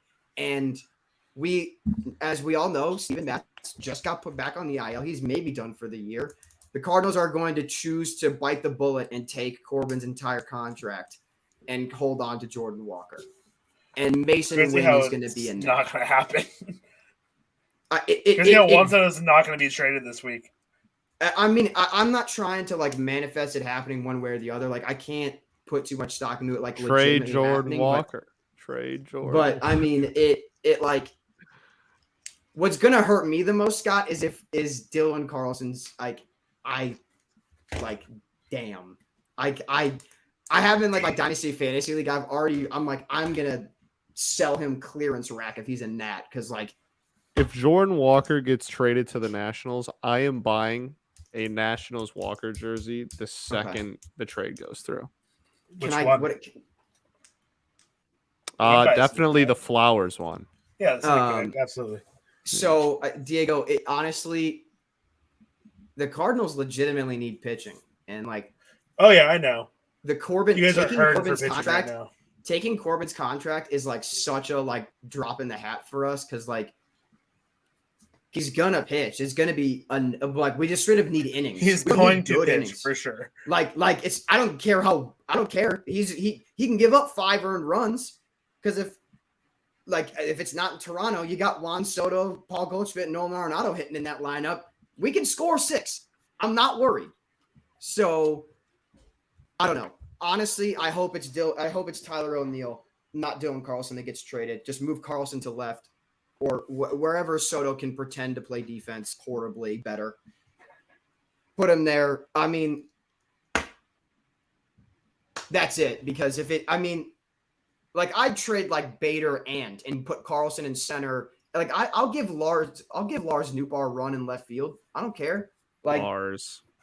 Shout out Lars. I mean, that's the thing, right? So, Scott, you're talking about Jordan Walker, too. What makes this so fascinating is, like, he's, like, they're, like, giving him run in, like, left field. Because, like, legitimately, he's position blocked kind of, sort of, definitely everywhere that he can play. At least for the next, like, 2 years. And so that's it. I don't know. It's going to be interesting, to say the least, about there goes the no-hitter, by the way.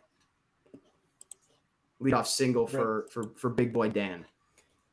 It's going to be interesting. I don't know. And I keep seeing tweets that from verified people that the Cardinals have emerged and the Cardinals are front runners.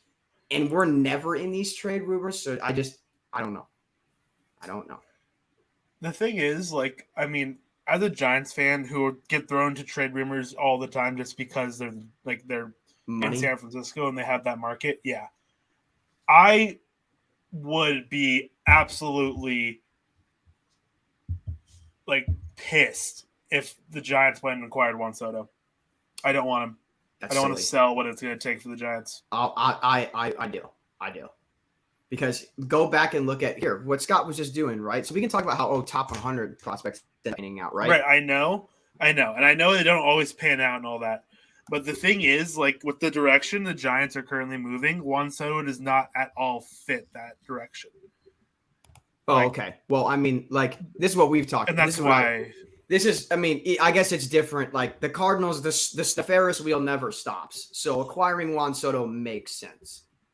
Like, yeah, it doesn't for the Giants, and I don't like them being thrown around the rumors. There is like, no that's what I'm saying. There is no rebuilding for the Cardinals. That just doesn't exist. Rebuilding is going like 85 and 77 for a couple years and then making the playoffs again. So the Soto acquisition makes so much sense. And like, it just does because like the Cardinals are just so close to being like, I think an elite team. You need one more impact bat. That's what it is. You need one more impact bat. So go get it right now. Do you? Yeah. I mean, the Giants, are they going to extend him though? Yes. So the Cardinals who, like we've talked about, and like, oh, like they're never going to do enough to like whatever, are going to fork over $500 million. So Scott, there's caveats. Only $500 million. There's caveats with that. So when I talk about that, I'm talking about free agency. I'm not talking about trade acquisitions. Look at Dan Volbat run. Yeah, I mean, I guess they took all the NATO money in full. Well, Rockies were willing to help. Thank you. Goldie trade instant extended. 5 for 130. Didn't blink at it. And that was going into his mid 30s, and mid to late 30s, and we were like, "Yep, we're gonna rock with that." So Scott, walking through really quickly, right? Next year alone, there's about 40 mil coming off the payroll. So there's the like Carlos Martinez buyout, the Matt Carpenter buyout, Wainwright, Molina, Pujols, Dickerson. It adds up to about 40 mil in payroll coming off the books. It's also like 7 guys you have to, like 4 guys you have to replacing. Well, that's Corey Dickerson who stinks. We can just call up some 24-year-old. It's the Cardinals. Like, we'll just call somebody up and he'll OPS 700 like Corey Dickerson is for league minimum. The 2 buyouts, they're already not on the team. Molina is retiring. Pujols is retiring. I don't think Wainwright is going to re-sign for another $17 million. I think it's going to be more like 10 if he wants to play. Like, so that's, 33, 34. So you talk about a Soto extension. Goldschmidt's contract is done when Soto's due for the extension. So there's money that is freed up. And then also we're probably trading Tyler O'Neill or a Dylan Carlson. Like when those guys would hit big money ARB years or extension years, they're not on the team anymore. So that's payroll you don't have to worry about. Miles Michaelis' contract is up when Soto's due for an extension. He makes 18, 19. The money is there. And that's why the Cardinals are such heavy favorites is there's straight up so much money coming off the books that like, we're not re-signing Michaelis. Like Michael McGreevy is going to take that spot. Gordon Graceffo is going to take that spot. Like the talent pool is going to replace it. And then the only big money contracts the Cardinals are built on those 2 big money deals. And it's going to be Soto and Nato, as opposed to right now, the 2 big money deals are Goldschmidt and Arnott. So that's why I think it's doable. I mean, fair enough. That's and that's why I never ever like yearn for a Cardinals trade deadline, go for the big fish, because we never do it. And that's where I complain, and I'm like, we should try at least once. This one, I'm taking a bite out of that carrot just a little bit. I believe it. I believe that we're at least seriously inquiring. My percentile of how I think of it going through, less than 50, but there is definitely a plan in place, both financially and in terms of talent recouping, that it's doable. Fair enough. I get it. We also talk about the fact that the Mets have now grounded into two infield, just nothing to not advance anybody. Well, we got a nice stat here saying that the Mets are 4 for their last 38 in the last 10 games with runners in scoring position. That is brutal. That is abysmal. We've had like quite a few base runners, and yet like on both sides, and yet the score is 0-0. Yeah. What the heck? Brandon Nimmo at the dish for a both sides comment there. I see you, Scott. That's nice. Bro.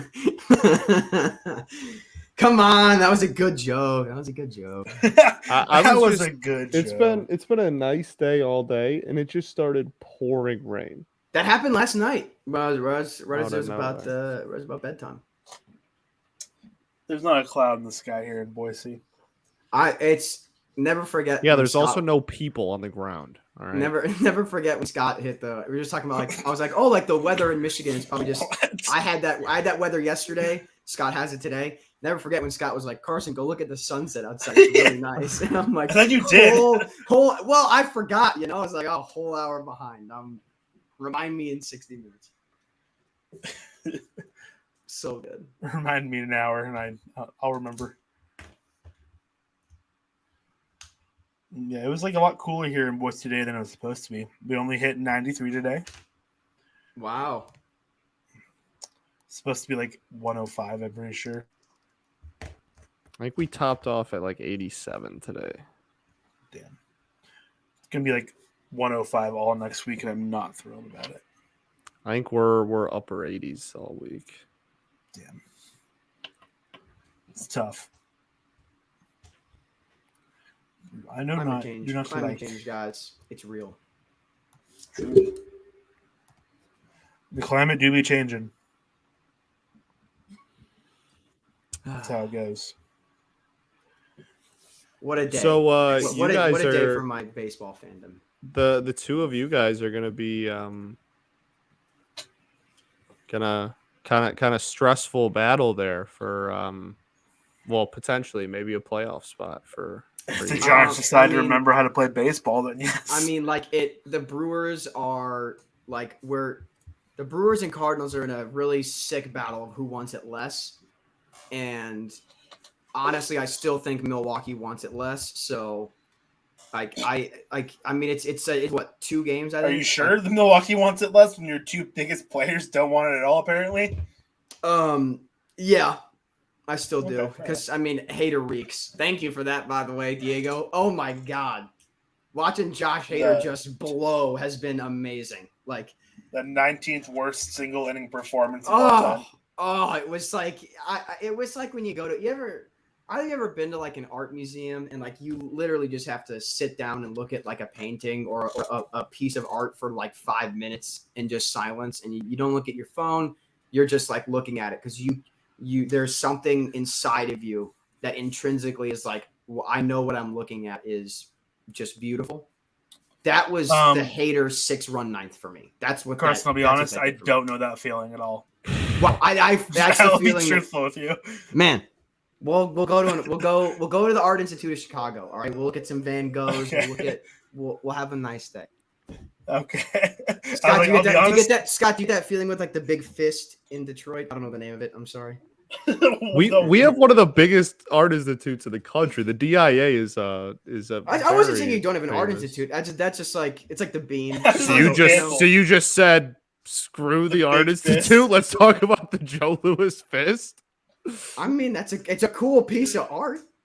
I'm not knocking it. It's better than the bean. Like that is objectively I was true. gonna The say, bean I is got that bean. the bean is the most overrated piece of art on planet Earth. I'll say, other than the Mona Lisa. Actually, I take that back. I was gonna Those are say, the Mona good Lisa's two. pretty mid. I'm not gonna lie. Of course it is. They're Lonely Island has such a good song about that. But yeah, I did not know. I've never been to the Detroit. What are the highlights if you were to go, Scott? Give a quick plug. Probably the art. Yeah, I Oh. had to guess. That's Well, I it's was gonna go for the bathrooms, but it's like most things in the city, it's had a very oh wow, was that a triple doink? I think I might be ahead of you now. I'm still behind. Don't worry. Uh-oh, Manny's upset. Oh, it was Angel Hernandez that made the call. Diego called it. He said he's gonna find a way to put his mark on this game, and he sure as heck did. Angel Hernandez is horrific. Can we make Fire Angel Hernandez merch? I feel like we probably can't, but like, Yeah, we definitely can't. But We make should. if it says Fire Angel, Fire Angel. could we get away with that maybe?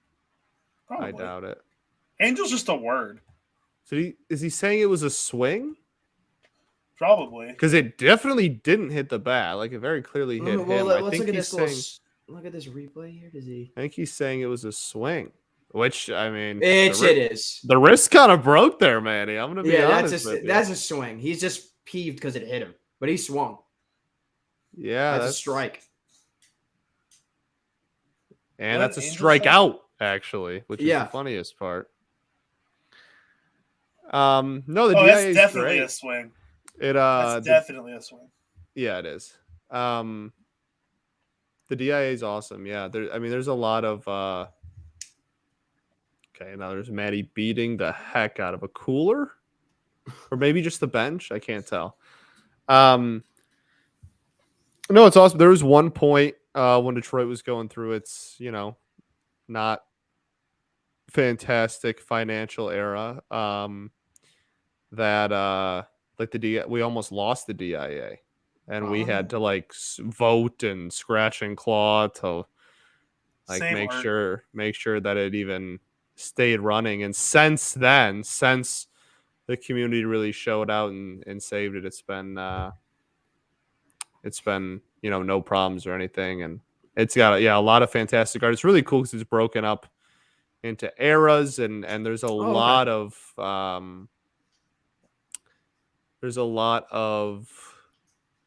very cool Detroit based, the most famous painting of the Henry Ford assembly line is in there. You know what I mean? Stuff that at the beginning of that is very much fits in with the culture and identity of the city. It's very cool. One of the coolest things I really learned about in college, Scott, you mentioned it briefly, talking about how the museum is sort of broken up into eras. The study of how to organize a museum in terms of flow is that is such a fascinating thought to me, because there's obviously there's chronological, there's sort of about not themes, but sort of especially with art, it can be a little tricky, but I don't know, it's really, really fascinating, the study of how to organize museums, because I feel like it's, for most people, they just assume it's this pretty cut and dry thing, and there's a lot that can go into the psychology of how people perceive history and art, literally just on layout alone. Yeah, it's really cool.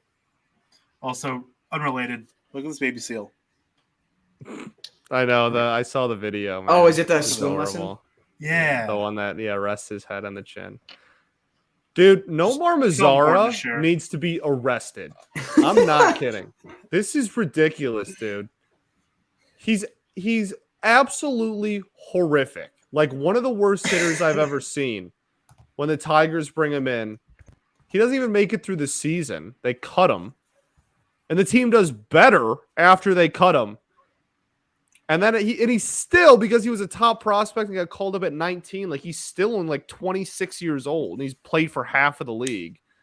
He just goes to San Diego and he's like, oh yeah, I'll just go 2 for 3 tonight and have some really good games. And I will say I miss 2019 when Nomar had a 786 OPS, which is good for a 96 OPS plus. Yeah, for real. I miss the days when about 800 was considered.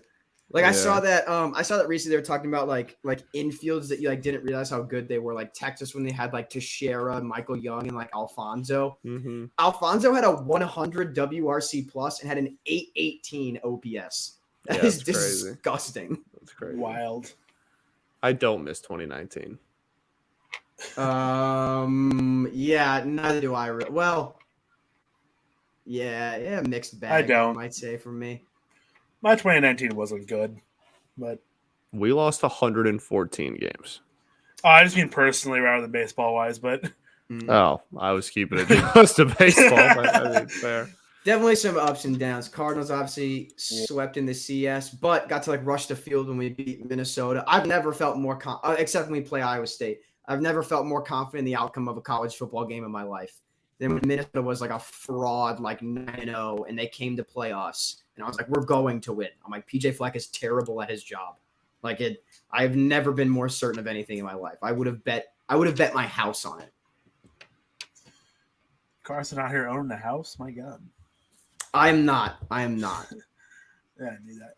But also something I wanted to mention again, just because there was a commercial for it earlier. I'm going to mention this every chance I get, just like the World Baseball Classic. Just exciting. Like I saw like some videos of like this on TikTok, just like this guy like, yeah, here are teams I bet you didn't know were eligible to play for these teams, the World Baseball Classic. And I learned that Taiwan Walker could play for Mexico if he wanted to. Does he have a parent that was born in Mexico? I believe so. I believe that is the reason. Oh, so notice Randy Mr. Rosarena Met also could play for Mexico. Mr. Met rose behind Mrs. Met in the stands, by the way. They just showed on camera. Nowhere near each other. Yeah, it's a sham marriage. We've been over it. Power rankings of sham political marriages. Number Mr. one, and Mrs. Met, number one. Clinton's number two. But it's there's a gap. There is a gap. There is a gap. It's literally the Moneyball meme. It's like there's good teams, and that's the sham marriage of Mr. and Mrs. Met. And all the way below 50 feet of crap is the Clintons. If we appear happy like Mr. and Mrs. Met do out there, we will lose to Mr. and Mrs. Met. We will lose to Mr. Red Legs in here. We will lose the custody battle of the kids to Mr. Red Leg out there. Jesus Christ. They don't have kids. I can get away with that joke. I pray they don't. Do. No, they don't. What? There's a third mascot. Oh, did you not know this? Why are we creating lore for? No, we talked about. Oh, it was the one you weren't on. This is the home run derby stream. I'm pretty sure, right? We talked about this, Scott. Why are we doing that? I don't know. Oh God, we talked about this recently on some. I don't think maybe I it was remember This Week in Baseball. Oh, maybe. I don't remember. It's recently we talked about the fact that it's like there's Mr. Met, Mrs. Met, and there's like another one. I'm thinking of a different team. I'm pretty sure there's a third one. Oh, that's a fair ball. This could score the first run of the game if Nomar Mazara has any wheels. He's not even. Play at the plate. He's in there. Yeah, terrible throw. We got some scoring going on here. 1-0. Eric Hosmer. Boo, Eric Hosmer. Makes it a 1-0 ball game. So, like, why are you throwing a pitch that you're throwing it away, and it has movement away? Yeah, I don't know about that one. When the shift is on. Yeah, that's really thinking about it hard. That's a 5-3 next year. Don't worry about it. Well, yeah, but like it's just that's so weird. Like, why are you? Hey, your whole infield's shifted. Let's throw something on the outside part of the strike zone that's also breaking away, and see if he still hits into the shift. Like Steve Cohen masterclass, dude. Apparently, also this is back to Mr. and Mrs. Met. Apparently, Miss Met's been around since the 60s. There was a lady Met. It was the original Mrs. Met. And then was revived in the early 2000s. Revived? What is this, Frankenstein? Yeah. Yes. She had a comeback, rather. But I'm pretty sure there's another one. Hold on, I'm looking for the mascots. It's like the clip of the Undertaker with Mrs. Met.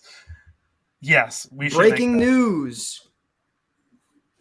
Never mind. That Jeff, don't retweet if it's not real. MLBPA countered MLB's proposal on an international draft. MLB countered again and won't be their final offer ahead of Monday's deadline. There was some movement on money. Whether it was enough, of course, is the big question. Well, for any of you that followed the lockout, either on your own or with us, you would know that whenever there's a tweet saying, did it move the money number enough? The answer is always no. No. What are we doing? Also, this little Mets wiki has not been updated in years because the first player on current active roster is Justin Turner. Oh my God, are you serious? Yeah. Justin Turner, David Wright, Marlon Byrd, Juan Lagares. Is that 2015? Ike Davis, Zach Wheeler. Let me see what's probably the something Mets like that. are really sucking the ball. Oh, one of my least favorite players in baseball with a great play. I must acknowledge. I must acknowledge it. Must be done. I'm still looking for this Mr. Met stuff. I'm pretty sure there's a third one. I just can't find the link I was on. I think I'm on the right thing now. Mets fans, the story of Mr. Met. There's like a mascot thing. Last time I looked this up. I know way too much about Mr. and Mrs. Met now for no reason whatsoever. It's a core DD. It's a core Sunday night watch party crew memory at this point, dude. Yeah, Mr. and Mrs. Met's affair. Yeah, I mean that tweet lives in infamy of what Mr. Met putting out that Drake album, and he was like, "Am I too sexy?" or something, and I was just like, "Good heavens, dude! Serial philanderer." Anybody unironically posting that Drake album has cheated on their girlfriend. I'll just say it, dude. Find me someone that hasn't. That's all I gotta say. Just prove me wrong, huh? John Principe is like, it's actually the only Drake album I like. John Principe. I think John's just offended. You just implied he had a girlfriend. That's actually maybe more. Shout out John. Just in general. Never forget someone talking about a date that he had, or they had, and John replied with, "I got like literally physically angry reading this. I'm sorry, I'm happy for you, but like, God, this made me sick to my stomach." Yeah. I'm like, we're rooting against genuine happiness, bro. Like, what happened? Yeah, it's John. What do you expect? John, man, love that kid. John Principe. Unreal hours. Unreal hours right now. I'll find this little. Oh, I think it's the Reds mask. I think that's why I'm not being able to find it. Oh, okay. Well, yeah. If they have, I'm sure that There's a whole list of Major League Baseball mascots on Wikipedia. Let's scroll through them. Pause is the GOAT. Also, no, I remember we definitely talked about with you on Carson once because I'm pretty sure you made me look up the Cardinals one. He's afraid of bats, I'm pretty sure, something like that. Oh, yeah, and I was really upset about that. Yeah. I think this might have been just last week. Look at any jersey. Dude, I love Starling Marte. I always have. True. What do you guys... that era of Pirates team lives in my heart fully. Oh, yeah, always. I got the pleasure of my first time ever going to PNC was during that era. Like when Kutch was still on the team, that era. Look, he's got a Mickey Mouse chain. That's going to be unreal. It's going to be unreal scenes when they don't make the playoffs. That is going to be a phenomenal chain. Mets offense this series is 1 for 16 with runners in scoring position. That is abysmal. Yikes. So, what do you guys think? these two teams do at the deadline? Oh Is it man, like you cannot ask me about what the Padres are gonna do at a deadline. well, man. is it just bullpen and move on, or like do you think they get a that's bigger what we talked piece? about earlier too. Dare I say? I don't know, man. Padres maybe go get a Luis Castillo. Really? I mean, you can never have you can never be His short market's going to be crazy. His market is going to be crazy, and like I don't know, man. Like it, and it's the A's. Like they're going to get, or sorry, the Reds. Yeah, like there's they're gonna. And if it's not, I could see Tyler Mahle being a Padre. Like I just think that they're gonna add a starting pitcher. Well, what's his face from the A's is definitely getting flipped too. That's where my mind was for some reason. Montas. Yeah, the Montas market is gonna be really interesting because the Cardinals, like, from all accounts, I heard that like the organization was like literally depending on how Matz's start went, was gonna shape how they approach the deadline in terms of adding starting pitching, and he had like a great outing. Had 19 whiffs, which is outrageous that Steven Matz did that in 2022 or ever. But then managed to tear his MCL in the process. So we are basically out of acquiring a Red starting pitcher, sadly. Oh, that's a nice. It's a nice piece of hitting right there by. I love Lindor, man.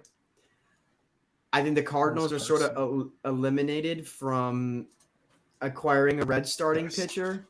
I know we've checked in on Bieber. We've checked in on Plesac from Cleveland. Yeah, Cleveland's deadline's going to be interesting because like they're only a couple games out of not only the wild card but the division because of how bad this division is. So yeah, I think they're 2 out. I think Bieber did get rocked today, and I would love for the Cardinals. Yeah, but here's the thing. Before he got rocked, he went on a stretch where, like, literally for I think it was 8 straight starts, he didn't give up more than like 2 runs or 3 runs or something. I forgot to set my fantasy lineup this morning, and he accidentally sat on my bench. I guess that's a good thing. He went on like a crazy quality start streak, like in May, June. So like, let me see. Like I don't think the one start's gonna really change too much. I guess is my point. Not too much. But he had 1, 2. He had 4 straight at one point. He had 6 of 7 in like June, end of May, into like mid-July. I just to me, the Cardinals need like 2 starting pitchers at the deadline. Like this much is obvious. Regardless if Matz was healthy or not, I believe that, but I especially believe it now. So I don't know. I want to check in with Cleveland. I want to check in with Oakland. I'll take Montas. I'll take a Paul Blackburn. Like Blackburn. Like a Cole Irvin, like whatever, some nondescript white guy with a 3.6 because Cleveland and he's a reliever. Well, that's all of St. Louis. That's my point. That's what we want, and that's what we go after. Like, what about the Giants? Asking them to trade, I don't think they're selling off Cobb. No, well, I don't think they'd sell. I mean, they're a game and a half out, 2 games out of the playoffs. Like, like 2.5, maybe 3. I think they buy if anything. The Giants also need starting pitching. Just frankly, the Giants are also horrific on defense. Like the worst defense in the league by far. Who's available? That's a good defender, though.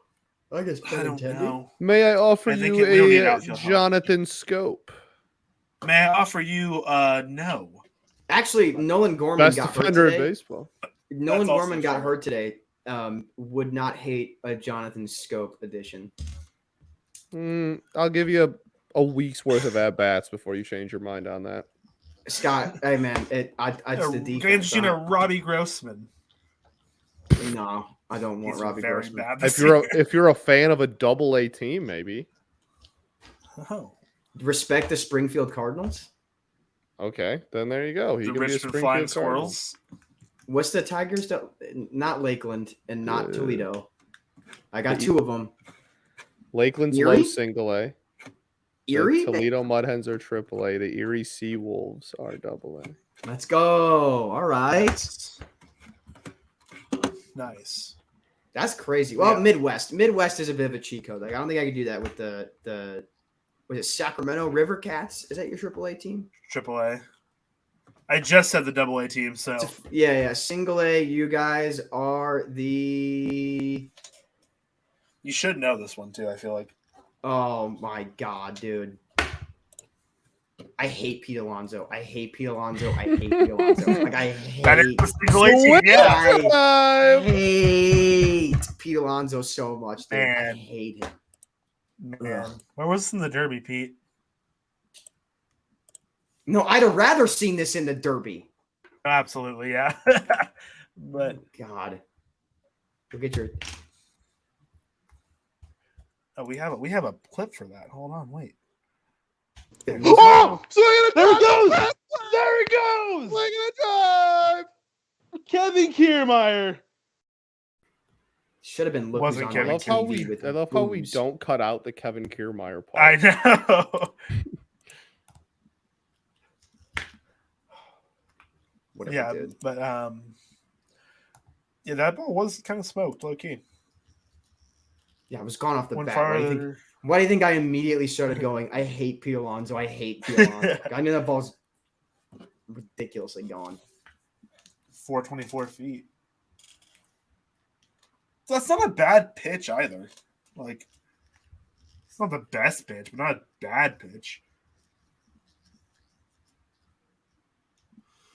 It's a nice one from Pete Alonso. But anyway, Carson, who are the Giants minor league affiliates? Oh, watch me get like. You got The one. low A.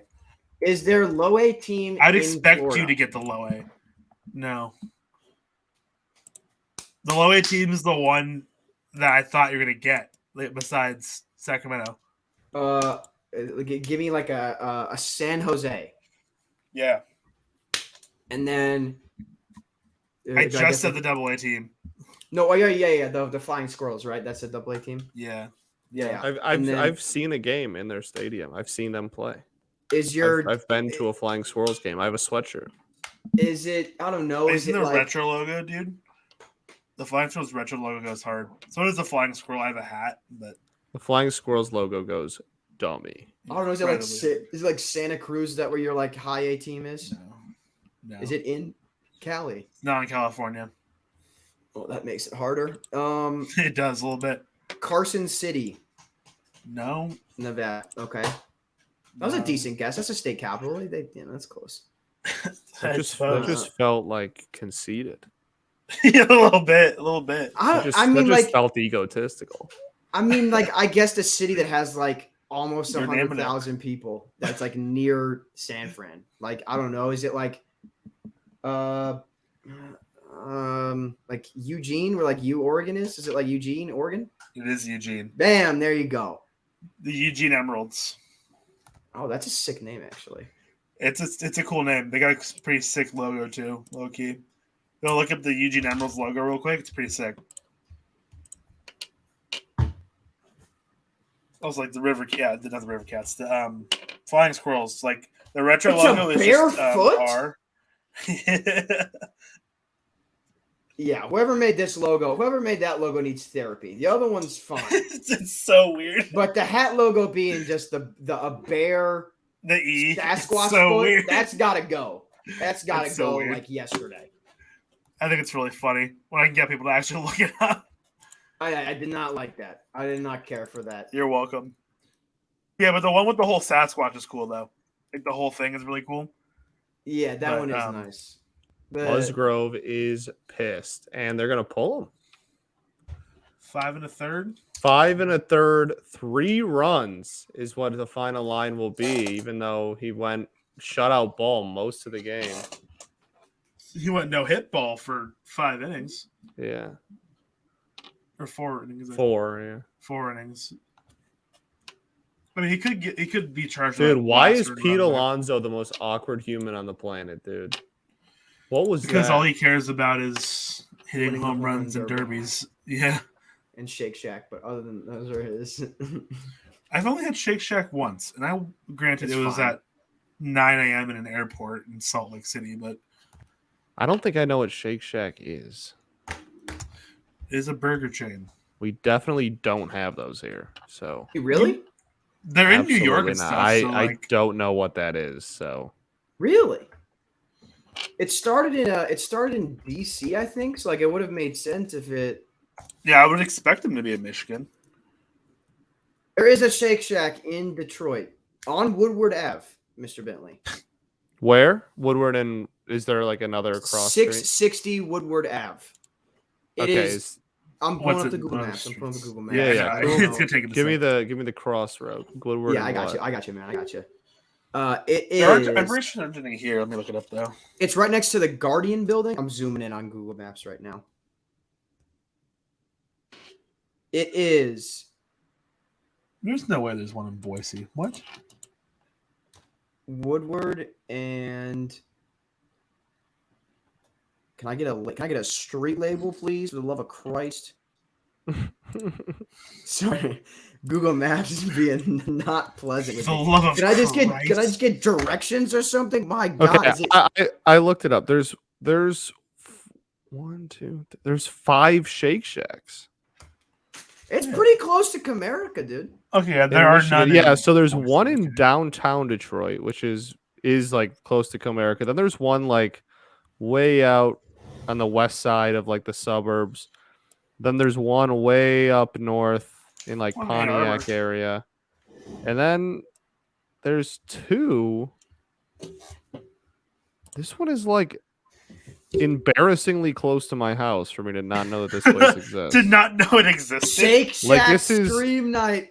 Like, I'm not kidding. This one that I just found, there's only 5 in the entire Lower Peninsula. But I'm not kidding. This is Walkable 2 from your miles. home. Oh 2 my miles God. away from my house. That's and close. I do not know that this place exists. And this one is literally 2 miles. It's in like North Detroit. Yeah, this is literally like right where I am. This is okay, so yeah, I live on Woodward and then like one of the mile roads. So like it just starts at like Yeah, yeah. 1 and then just like goes up. It goes all the way up to like 30s and 40s, when you get into like Mhm. northern Michigan. But it's Right. like every mile there is a horizontal Woodward's north south, and literally every mile there's a horizontal It's a road the little grid system that you intersect gotta go that to. intersects Woodward. And this one is on the corner of Woodward. Well, not Woodward, or else I definitely would have seen it. But like 3 or 4 main roads in from Woodward, east of Woodward, and 2 mile roads north of the mile road that I live on, and I live on Woodward and the corner of one of the mile roads. I was gonna That say, feels I'm like- reasonably close. to This where is you like live. Scott, I was about to literally. say, I'm like enough. I'm like, you don't need that. I'm like, it's Well, one yeah, of I'm the not mile gonna roads. dox. I'm not gonna Yeah, dox you dance myself. around it. I've been doing If this anyone for a wants- while. If anyone wants to Um, send fan mail to Scott Bentley, you can do so at the Shake It's Shack, just- 2 miles The from his Shake house. Shack. Right. It's so crazy. This is literally. It's a distance exactly 2 miles away. I'm literally getting this tomorrow. I'll just say, So Okay, Scott, nice. Scott, let me. I'll just say, Scott, let me. It's call in some closed Shake now. Shack for you. When mean, do they what's close it- on Sunday? Next week? Can I call you in some Shake Shacks? You can have a little burger on. that'd be hilarious. stream. I can. I'll give a phone call. What time do they close on Sunday? I'll as a little 6 gift. p.m. I mean,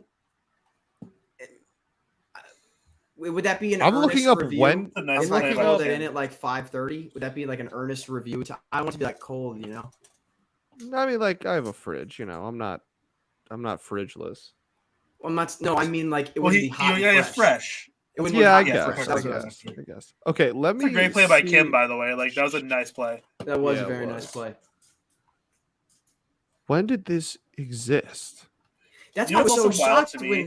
when Scott said that. I'm like, it started in DC. I'm like, if Yeah, I'm Chicago like, has them, they I was like, exist the- in New York. I knew. I was that like, much, the too. natural like as you Progression. expand, you would have gone, would have asked them unless they were just No, like, my favorite thing is like, so if you look at like location maps of like these restaurants and stuff, Mhm. Culver's randomly has one in Nampa, Idaho. Like, That's do you know? dope. Do you know why? Probably No, I have zero clue. Someone from the Midwest or someone from Wisconsin probably went to like Boise State for college and is like a business major and was like, it's the same reason why there's a Teddy's Burger in Iowa City. Teddy's Burgers, if you look at locations, are exclusively in Japan, Hawaii, and Iowa City. Nice. I'm trying to figure out when these Shake Shacks started appearing in this state because we're just believe that we're just gaslighting Scott. Didn't know that this existed. No, but the most Western Culvers and the most Western Moe's are both in. The taco place. Yeah, And that's on Boise State's campus. Shout out if my sister Reagan is watching. She's a big Moe's fan. I know. Shout out Reagan. Shout out Carson's sister. Oh God! I feel like I shout out Carson's sister she moves into her apartment in like a couple weeks, and I'm pretty sure that's when we're play at the plate. Oh, and it's cut off. This inning has really gotten out of hand from the Padres. I'm pretty sure that the weekend my sister moves in is the weekend we're doing our to be announced event. Oh, it's something along those lines. No one needs to know. Diego's just a big Juice WRLD fan. Scott, go to Shake Shack midstream challenge. It is closed. It closes. I mean, you could go. Just show up. Like, hey, let me in. It is 9:30. They are closed. Yeah, the Culvers. I've never actually gotten food from Culvers. I've gotten their like ice cream and stuff. Heck yeah, dude. We don't have too many Culvers, but we have some. Scott, go Tigers, man. You ever been to Shake Shack? It's great after a Tigers game.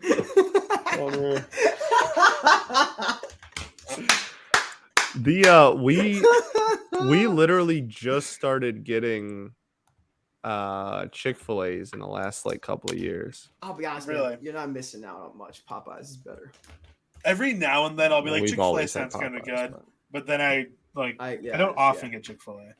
I got a couple days ago just because if you're not a waffle fry guy, I mean, like, what are you doing in life? Don't get me wrong, but like outside of that, it's like, what are you giving me that Popeyes can't? Not much. This is I mean, it's a real San Diego's kind of dug themselves into a hole here. Oh, they have a little bit. And that ball's hit well. And that might score another. It is. Wow, man. Gonna score another run. That is 5-1 Padres. This team was getting no hit after 4. 5-1. And then Pete Alonso homered, and now it's 5-1. I mean, also just like Nomar Mazara, dude, where's the hustle? Like he's bad. Did Starling Marte not lead off this inning? I believe he did. I think he did. And isn't he on deck? Probably at this rate. Like, I wouldn't be shocked. Yorme is putting in all the hustle that Mazara isn't. That's what I'm saying, dude. You do not have the most fleet-footed man round scoring from first. I mean, that ball had hang time. I don't know how much that's really his fault. No, it's really not. But that ball. Also, random other thought while we're kind of on this topic. How do you guys feel about sushi? I feel like we kind of very briefly talked about this before, but like, it's unrelated. Grow up, dude. Sushi is like one of God's gifts to the planet. That's what. There is no. Yeah. Sushi haters just simply need sushi haters are the people that take go to the diaper off and just grow up. Yeah. They go to a 4-star restaurant and they're like, "Can I do chicken tenders?" You make me sick. You need to grow like, up. Unironically, it's people that I'm not a picky eater. I just have my favorites. Nope, that means that I'm never going out to eat with you because you're going to embarrass me in public with your childish. No, because I don't know why I really wanted sushi today, but I didn't leave my apartment, so I didn't get it. But I'm like, I'm gonna get sushi tomorrow. Is my plan. And so I left my apartment to buy. Actually, that's not true. I didn't leave my apartment today to buy some Dr. Pepper and some Voodoo chips. That's what I left my apartment to do today. Voodoo chips is that a Midwest thing? I'm pretty sure it's like a New Orleans chip company. So no. Well, but like no one. So the only place I've ever found Voodoo chips is a single vending machine on Boise State's campus. Really? Yeah. And I've only heard people from the Midwest mention them ever. They're very tasty. They are. very, They're very good. tasty. Wow. Yeah, that was close. 0 hits by first 14 batters, 7 hits by last 13 batters. That's crazy. That's an insane split of the game so far. Yeah, I don't know. I mean, they're delicious though. For those of you that, Yes, they're very good, but like, I don't see them pop up a lot. And I mean, I guess the only reference I have for anyone in Louisiana is J. Roy. So I mean, I don't know how reliable that is, but I'm pretty sure they're also a New Orleans-based like kind of place.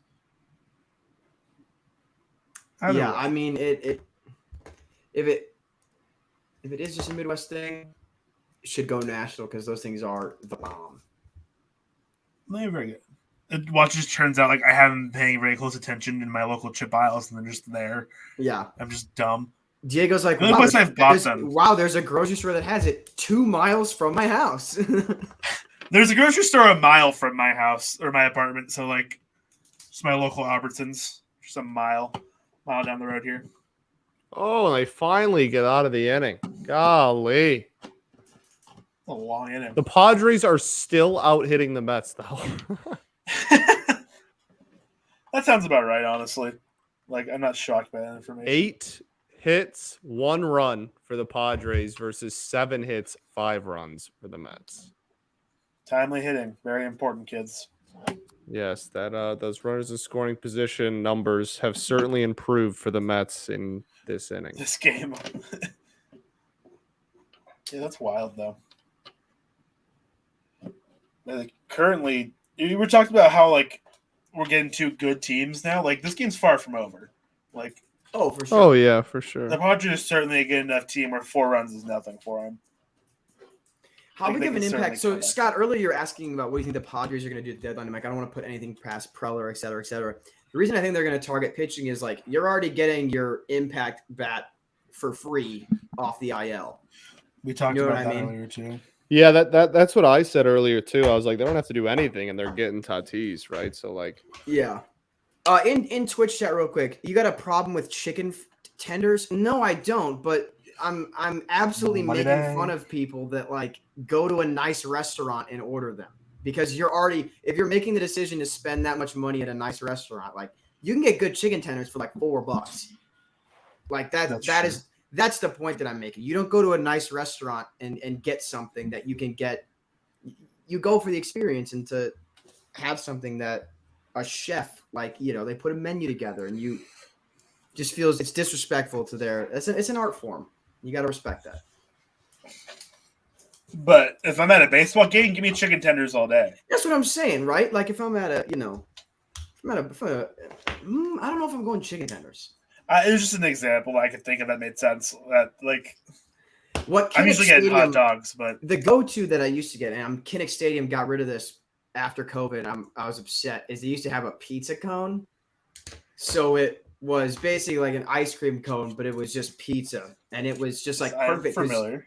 because it was like the size of like a New York slice, but swirled up, and it held its own together, and it was such. There's a a good, restaurant here in Boise that's just what they do. Like, it's called you know, Cone. that's do you want to go there this Friday? And I can leave a reservation. You know, I'm good. I'm good this time around, but I'll let you know next time I do. Are we getting Cubs Giants next Sunday night? gross. Yes, I think so. I mean, yeah, Free dub, Diego, free dub. it's far from free when the Giants are playing now. But Oh, good highlighted message in chat. Oh boy, I'm a massive Cardinals fan living in Toronto, and I can't wait to see Paul Goldschmidt and Nolan Arenado play in real life. So excited. Yeah. Me too, dude. Me too. hi, Garrett. You missed the Dylan Bundy conversation earlier. Really Garrett, excited. Really I excited was to watch my spewing. 2 I favorite was- first basemen in all of baseball. Go head to head. I was spewing Dylan Bundy propaganda and praise. We were Spewing. we all We looked up his high school stats. Insane. Yeah, we pulled up like OG Bundy stats, like talked about like the minor league days and all the awards he won in the minors and everything. We were spewing Bundy Bundy's a propaganda. dog, man. I'm also not taking Maybe. that from Utah Garrett boy. from Garrett. Those are true Americans tune over there. All right, I'm not hearing that. Cardinals fan, by the way. Yeah, I don't know if I'm gonna. He's on his way. I'm on my way. Oh, that bunt had spin. That was crazy. If you could do that every time, you'd be a 1,000 OBP but 100 slug guy. Like that bunt literally spun. Can we talk about also the Astros back-to-back bunt singles to open up their series against the Mariners? That was crazy, dude. Yeah. That was How about the Mariners so fun to watch? In the middle of a W14 face Houston, and Houston just absolutely beats the doors off of them. I mean, it's because Houston is a machine, dude. Like, yeah, no, they are. It's just like to knock a team down with that much momentum and just like sweep them. Like golly. Yeah, I knew. I just because I wasn't sure. I didn't hear anything about the Mariners today. That means they had to have lost. I mean, yeah. Can we talk about also? I'm pretty sure the Rangers at one point were winning the game 11-0 today, and the final score was 11-8. Like that. Wow. That seems about right. But that's the only team that I'm immediately calling absolute bullshit on for the Rangers could acquire Soto, and I'm like, yeah, but they don't. I'm like, they could, but why would they? Could do it, but the Rangers are so far from having the prospect pool, the young controllable major league talent to do so, the winning enough to think it's justifiable. Like, there is no component of that. Like, I don't. Shambolic. There's no reason for that to be happening. Shambolic is truly correct. I don't know why. I mean, Texas. I don't understand why. I mean, I do. It's we own them, Diego. We own them. We don't have to worry about them. Like, it's so. I'm just gonna ask why they want to play in Texas. It's the tax benefits. I mean, that's 95% of the reason. You get to play in a big Costco, I guess. That's cool. Hey, respect Costco. I respect Costco, but that stadium is dreadful. They spent all that money. Costco hot dogs, $1.50 for that and a drink. If you change the price of the hot dog, I will effing kill you. Yeah. Put that Costco CEO is a real one. Put that on his tombstone. If you put anything else, that's his legacy right there. True. Is this just a straight up Juan Soto? Oh no. Oh, okay. All right. Highest OPS through age 23. My God, dude. I see we kept the insanely offensive Braves logo for Eddie Matthews there. Couldn't they just use the modern one? Good God, ESPN. Yeah, that's just use the modern one. Choice. That why would you do that? Like, that's like if there were a Cleveland player on there using Chief Wahoo or something. Yeah, exactly. Not yeah. Thank you, Peyton. Late moment, but yeah. Who boy. What they should have used is that Tigers, that insane Tigers logo from like the 30s, is it? The cracked out tiger, yeah. Use that one for Ty Cobb. Come on now. I think it's like 1927, something like that. Yeah. That's post Ty Cobb career, sadly. I know, but like I said, the Eddie, they decided to use the horrifically offensive, outdated Braves logo for Eddie Matthews, and I'm like, we really could have just used any logo we wanted here. Like, yeah, but I'm saying, like, if that's the logo, that was the logo he played. Like, that was Scott saying get it right. That was never Cobb's logo. Is my point. Yeah.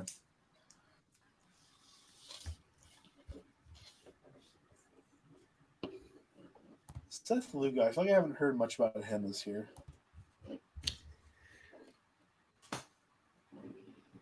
I'm a little surprised that Jake Cronenworth has a Tommy Edman-esque OPS. I won't lie. Or does Tommy Edman have a Jake Cronenworth-esque OPS? No. I mean, he had a much better than about 720. I mean, I don't know Edmonds OPS off the top of my head, so. I mean, it's like 700 is my point. Like the fact that it's that similar is Yeah. shocking. I feel like Cronenworth had like an 800 last year, unless I'm just like completely out of my mind. I mean, could be. Also, that last pitch for the walk was like, that's a good pitch. Who's behind the dish tonight umpiring? I believe that is your mother. I was too far into the question to reverse it at any point. I actually don't know. Obviously we know Angels at first, but Yeah. It is DJ Rayburn. ew. That's a a horrible name. last name. Scott, if you could pick like the worst first name to include with that last name off the top of your head. Ryan. Okay. Just wanted to check. Crazy. Disgusting. One of my favorite memes is just like the fifth. It's like from an old Family Guy episode. It's like, what's the worst male first name? Keith. Keith. Because my buddy, one of my buddy's brother's name is Keith. Every time we see him, we do that bit for like 5 seconds. Keith. Oh, Angel Masterclass. Keith. Words that have never been uttered ever. Yeah, no, I meant it's ironic, obviously. Yeah, I know. Angel Hernandez needs to grow up and learn how to umpire.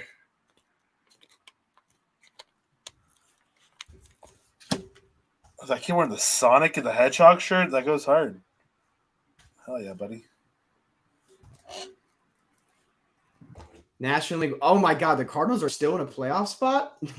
What? The Giants are so bad right now. They've lost 4 news straight. to me, dude. I mean, we know the Phillies stink. I mean, I guess it really just becomes, can the Giants get it together? Hopefully.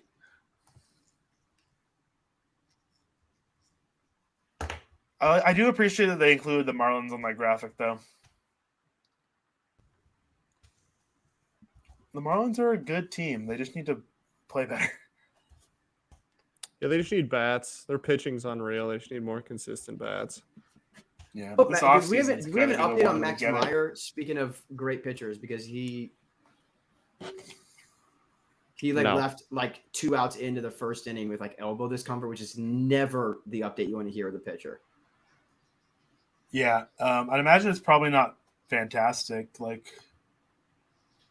Because 2 starts into or 2 innings, outs into a start. Yeah, 2 outs, man. That's tough. Not a good line. Let me see if I can find anything real quick. Edward Cabrera is supposed to rejoin them either this time through the rotation or the next time through, though. So they are going to get a little bit of help. Max Meyer's middle name is Thomas. All right. In case anyone was curious. All right, Sprained 7th inning elbow. stretch. We will be right back. We will be right back. We will be right back. I have to figure out how to loop some of these things. Hold on. Give me 2 seconds. Manager of that team. It is. Well, if you want, it is literally waking up every morning, getting out of bed, coming. This sounds like a self-help book pitch. And my Christmas tree is like still up, and I'm like, oh wow, that's weird. It's May, and then I go and there's like just one present under the tree, and I'm like, oh my gosh, why is there a Christmas present labeled for Scott under the Christmas tree? And I open it. And then it's just a note that says Tony La Russa is still the White Sox manager. And it just makes my day every single day. No matter how bad of a day I'm having, I will always have Tony La Russa still. Dude, I swear I took this Christmas tree down for every day for the last 2 weeks, and it just keeps popping up. Manager of that team. It is. Well, if you want, it is literally waking up every morning, getting out of bed. This sounds like a self-help book pitch. And my Christmas tree is like still up, and I'm like, oh wow, that's weird. It's May, And then I like go and there's like just one present under the tree. And I'm like, oh my gosh, like why is there a Christmas present labeled for Scott under the Christmas tree? And I open it, and then it's just a note that says Tony La Russa is still the White Sox manager. And it just Absolutely electric stuff. Is Mrs. Met exists? you didn't know that? Yeah. Mrs. Do you not Met, know that, dude? Mrs. Met Ben's around for like longer than we've been alive. I did not. I would assume that Mr. Met. Mr. Met was the OG, and then Mrs. Met came along. I want to say in You like think Mr. Met's a bachelor, man, or was previously? Whoa! Hey, is this breaking news? Flying around there- accusations here. Is Mrs. Met about to be Mr. Ms. Met? No, that's what I said previous. I said previously. I'm Rumors- tweeting that right rumors- now. Is rumors Mr. that, Met faithful to Mrs. Met? Is getting Yo, heated. no, make that a poll. I am retweeting it and voting no, by the way. Okay. Rumors are flying that who's the Reds mascot? What's his name? Because he's a baseball as well.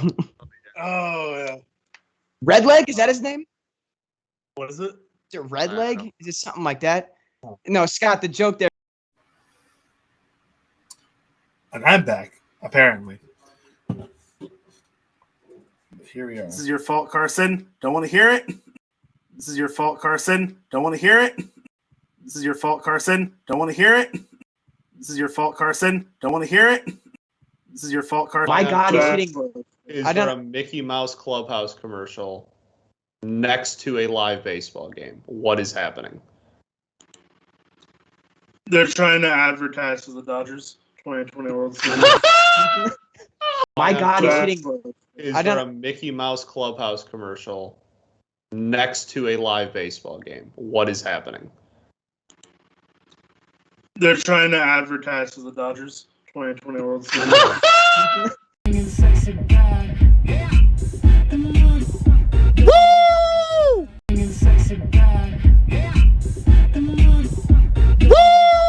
So that's a double and not a home run. That is a terrible call. Reese Hoskins is pissed. I can't circle. I don't have my telestrator today, but here comes a pizza. There's the pizza! Let's go! The pizza is here. Pizza's made it. So that's a double and not a home run. That is a terrible call. Reese Hoskins is pissed. I can't circle. I don't have my telestrator today, but here comes a pizza. There's the pizza! Let's go! The pizza is here. Pizza's It's your boy, Garrett. It's your boy. Oh, he's crying. How about that? Oh, he's crying. What little No, I mean, I'm bitch. just saying, you're just breaking down secured- crying right You're there. generational wealth for his family for the rest of He his has life. a double eyebrow slit. This Yes, guy's he is. never making it to the major leagues.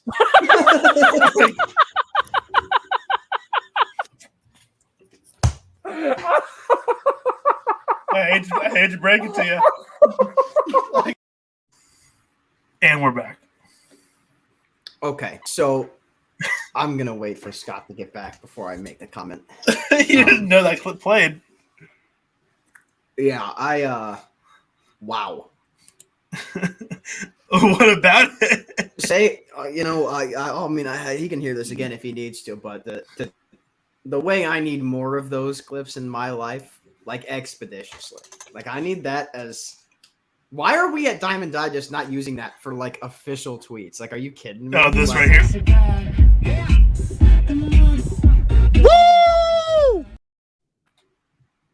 This is where we're gonna get our first copyright strike on Twitch. Yeah, they played it 4 times. I'd argue Well, it's there's worth a- it. There's a few Diego, more you on did here that I inspire haven't me. seen. Not this There is you go. this week's not sponsored, but willing to be. Willing to be. Zaps, I want to make something Always. explicitly clear. It's specifically you make a great product no matter what. But I will shill for the voodoo chips. I will. Specifically for the voodoo chips, I'm more than willing to shill. Delicious, to say the least. Yeah, I was stunned to see that. Yeah, I saw it in your face. Was too shocked to speak. We have this clip. Braves, they play in a weak division. White Sox, they play in the best division in baseball. Every team in there is elite. So for Cease to have the day he did is just simply incredible. Also an Electric Scott clip. I've used that GIF specifically on Yeah, Twitter, it's a completely good one. independently. Yeah, that's Oh, what I didn't they use- I said. think- That's the reaction. I retweeted it because the Cardinals signed Drew Verhagen, and Scott just tweeted out because that was the first signing of free agency, and he's dog shit as a Tiger and a Cardinal. So all we need Also, him to there's be this is one be real bad quick. on the Giants, and then we've got We right. got then it. we've it won't happen. Here's this because- other one. Hold on, real quick, while I return. Scott, Look at this one real quick. I need the. Hello, Scott. Here, I'll play it real quick. Woo! I need that sent to me for both private and public usage. And I'm not gonna elaborate any further. You didn't. That's a clip that we have on stream right now.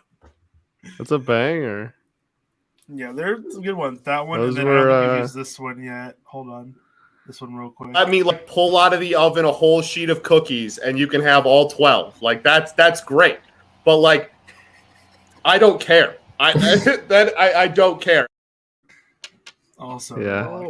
shit. The funny thing about that one is that I'm talking about Javi Baez. About And he's now a Tiger. That That's an old clip, the context of that one is that's a classic for sure. The context of that one is Rudy and I are going back and forth on This Week in Baseball about you remember the Javi play where he ran back to home and the defender was a dumbass and didn't throw the ball to Against the first Pirates. base. Yeah. my You dad guys clip, remember that? Yeah. Yes. So that was when that happened last year. And so Rudy said, like, yes, like it was a dumb play on the Pirates' hand, but Javi's baseball IQ is just so insanely high. And like these types of plays keep happening. Like his whole career is littered with plays that you could say, like, oh, like the defender was an idiot, but like Javi just keeps being a part of it or whatever. And that was my response to Rudy saying that. Yeah, that was just Which is reasonable. stupid. I said that, and then I said I don't care, and then the clip ends, and then I say like I'm not gonna praise a dude for having his opponent just be stupid over and over, and then he became a Tiger.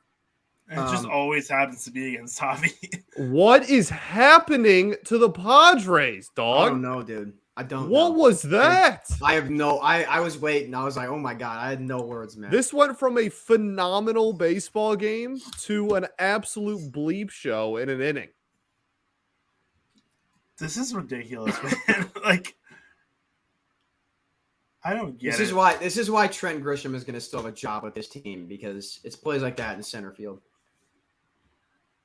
Oh, we were talking about IndyCar drama earlier. The championship points leader collapsed after the race, had to go to the hospital. not Yikes. good. Awake and alert though. All right, well, rest up, Joseph That's better. Newgarden, bro. Yeah, Awaken alert is always good. had to go released, transferred local hospital. Jeez. Well, rest up, man. Hope you're okay. That means that he could be here at the hospital. In Iowa? The race was in Newton, Iowa, which is about 40 minutes away. But Iowa City has the only level 1 trauma. We have the only hospital you can land a helicopter on in the state.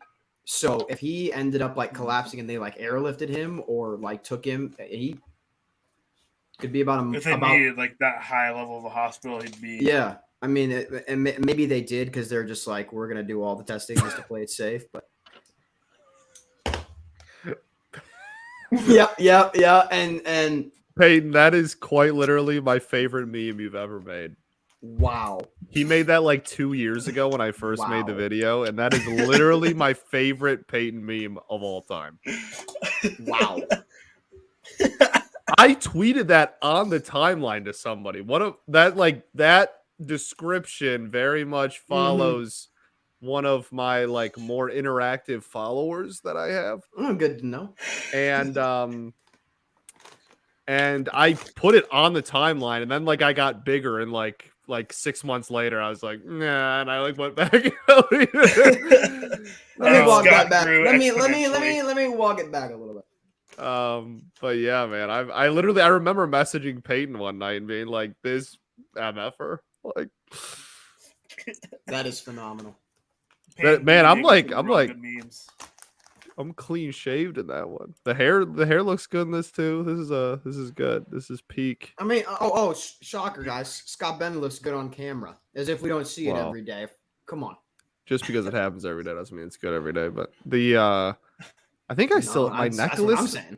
I don't think. Oh my, yeah, I still got my necklace hadn't broke yet. Man, this was a good. I think this is living it up. This is like end of 2020 is when I was still doing those. So I think that's probably shades on, baby. When that was, yeah. Got me where we sit today, oddly enough. Well, having DD, I was already a part babysit of DD, me but... once a week. How's that feel, man? It's all led up to you. It's just funny, like that was in the midst of when you and I started like doing these every week. Yeah, it would have been like right after that. I think is when Diego and I would have started doing these every single week. Yeah, and then like playoffs is when we carried. Yeah, Diego and I like it was literally 2-man streams. Diego and I single-handedly, I kid you not, probably broadcasted double-digit games in the postseason alone. It was crazy. Yeah. Hey. Yep. And now Peyton. Now I'm here. And now Carson is here. That one too. Peyton's going for it today. Oh, is that edited from the actual clip in question? No, that's it. Oh, okay. Just bringing out. Scott, that might be my favorite video of you. Just sheer reaction. my favorite Peyton. Sorry, guys, we're doing a lot of inside baseball tonight. I apologize. My favorite one that Peyton did of that one was I forget what the first half was, but the second half was like. Honestly, I think. Well, I can't say that out there, but it was a funny joke. It was a funny joke in the first half, and the second half was like. Peyton said, when I and then wake up at a Michael Jackson concert. And that was the video. Oh my God. The first half, I can't. Yeah. First half half of the joke is about 2 innings from now. We'll hear that joke. Oh, what a pitch, man. Golly. That slide piece is nice. That is the Vogelbach's man so I've ever funny seen pitching, both in terms of hair and sunburn and just. Dan Vogelbach's hilarious. Like he's just so. I could watch him. Like I wish he could just take all 9 at bats throughout the lineup. He's just funny, dude. Like he's just funny. Like his mannerisms are funny. Like how he walks is funny. Like he's just. Dude. He's just so funny. Oh my God. Yeah, like his dumb face. Like I didn't say dresses, you know. God, his stupid name. What a loser. He's so funny. He's just funny, man. Oh, Scott's brother, this guy stinks. Scott's like the popular girl at the table at lunch that's like, no, this is my best friend. And you're like, oh, leave that kid alone. That's Scott the Dan Vogelbach. Nah, he's funny in a good way. Not funny, haha. Funny. Weird. What am I? Haha, funny? Haha, funny like a clown? No? Do I amuse you? That's actually how I felt. Like, so, that's real how I felt when the Cardinals got walked off last postseason. Everyone's like, I thought Carson was going to be like way more animated. And I'm like, I'm not, I'm not the court jester. I'm not dancing because like, it's not, clapping you dance. Like, what? I was grieving. And then I got to hear, oh, your reaction wasn't animated enough. You all right, dude? We'll see how I am, half a dozen beers and hot dogs in. Then we'll see, then actually get me in the last third of the game and then ask me how I felt about today's Cardinals news. If you want like full on, if you want to see Authentic, something true truly Carson, cataclysmic, you can check that. Yeah, we'll have a very exciting. Can we talk about? Should we talk about it? We can talk about it. I feel like. Oh, he's got the Upcoming slanted plans. barrel as well, by the way. Yes. Marcan has the slanted barrel. Oh, interesting. I need stats on slanted barrel versus normal barrel right now. Who's got those numbers? Jim Passon might have. Passon or just at Louisville Slugger straight up. Straight up, tweet it from DD. Do they have does Louisville Slugger more active on Twitter than I remember? Nah. I didn't know if I didn't. You said does Louisville Slugger have like an active Twitter presence? Like would they? Oh, I don't think so. I was just saying like. I just didn't know if you had that like on deck. Like, yeah, dude, Marucci's replying, you fell off plus ratio to just random kids. Wilson. Do you know how devastating that would be? You're like a high school baseball player. Wilson Athletics. It's just like you're washed, pal. Like I would L plus ratio. Oh, that's a hanging slider, and it's foul. Man, that was absolutely hung. And Mark Canna said, let me just fight it off so that I can get hit by this next. In true Mark Canna fashion, he said, who needs slugging percentage when you've got on base percentage? Yes. Because he gets on base. There's Tatis. He said soon emoji. Tatis in the we're still rocking the Navy San Diego headband. That's a little nugget as well. Never mind. He wanted to do a swinging bunt instead, and Manny Machado throws it to Jeff in the third row. Yep. That ball is so high. And this game is no longer even fun. Incredible first 4 innings of baseball. Mazzara can't even throw him out at second either, dude. My goodness. Terrible next 3 after an amazing first 4. It's abysmal, man. Diego's like, yeah, it's terrible. Low key good for the Giants. Yeah. It's just not baseball, though. No, I know. It's not even one of our teams. Like, if this was a Giants 8-1, I'd at Giants least were beating up on. Yeah, if it Tigers, I wouldn't care. But when are the last time the Tigers got like a Sunday night game? Like genuine question. Because I feel like I don't remember one in like fairly recent memory. No, so they got one during COVID.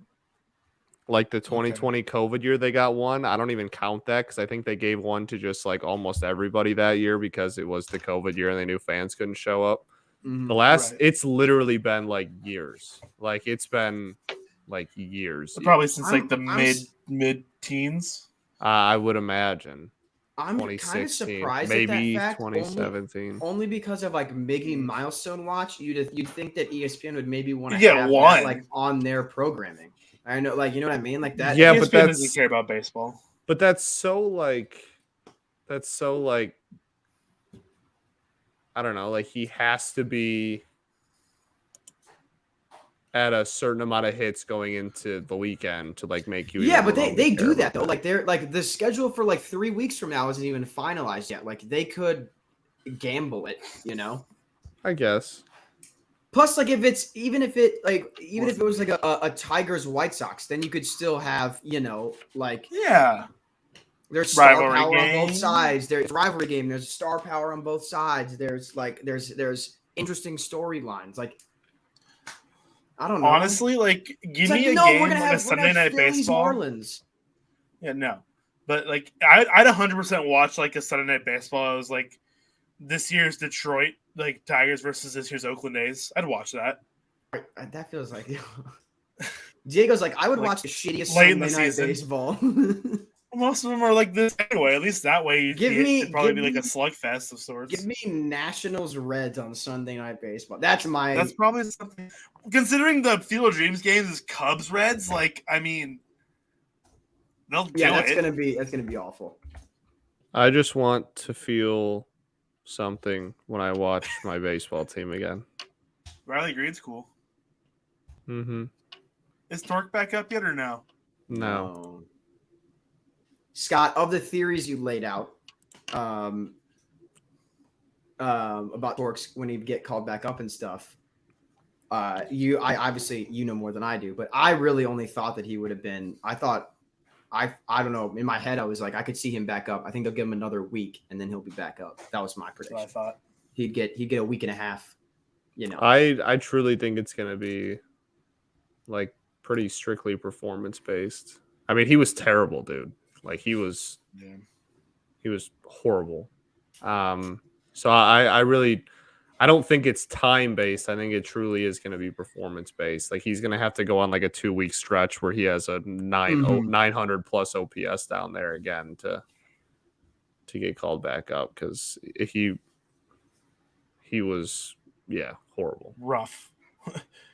It was tough.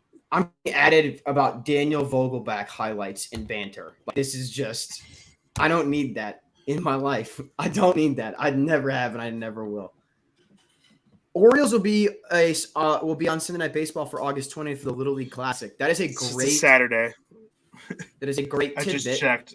But yeah, I'm like, are they? Because I am 99% sure August 20th is a Saturday. Yeah. It is a Saturday, in case you're wondering. Little League Classic's gonna go crazy. That's always a fun thing that they started doing. Mm-hmm. I'm so glad they started. I'm glad doing we get that back. Little League World Series is crazy too. Yeah. There's a great, for those of you that don't, on YouTube, Baseball Doesn't Exist is a great channel. They did a piece on the Taiwan team from back in the day, and I had no clue about that. That was crazy. I recommend that video to so many people. Like that particular video. Great story. Oh, I also, speaking of Little League Classic, though, I believe the Illinois team is Chicago-based again, and they have custom. I want to make sure I get this right. The Chicago team is rocking custom Jackie Robinson Nike Dunk Lows for their cleats, and they are going to be scoring 30 runs a game. So pack it up is all I'm saying, because Illinois is coming. They're scoring 30 runs, and they're giving up like 20 because isn't the what's it called? Don't they have a mercy? I don't know, but whatever it is, I think had a 10-run mercy. I could be wrong, but I think they do. Yeah, Scott, I completely forgot that you guys had signed Nomar Mazar when you mentioned it earlier.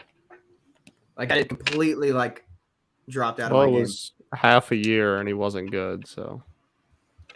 Well, yeah, I know, but this is a show where I at least pretend to pride myself on knowledge of current events. Dude, in the game. We could play a game. I could actually make a sick game show out of I give you 4 multiple choice answers, right? Okay. And it's just 4 players. Okay. And you have to pick the one that played for the Detroit Tigers from 2017 to 2021. And I kid you not, there's no way people would get a majority of them right. I unironically, Zach Short. If you want to fire it up, tonight, we can. I am very down to make this a segment next week. I would love to we need a name for it. We need Bentley's insert baseball name knowledge. Year hours. Like Bentley's baseball knowledge. We need insert name year hours. I would love, and Scott, my only request, if you do this, if you go through with this, is that I need standing mic, and I need the index cards as well, so you can. Why don't you tell us a little bit about yourself, Carson? Where are you from? I need the whole I could do. Honestly, we could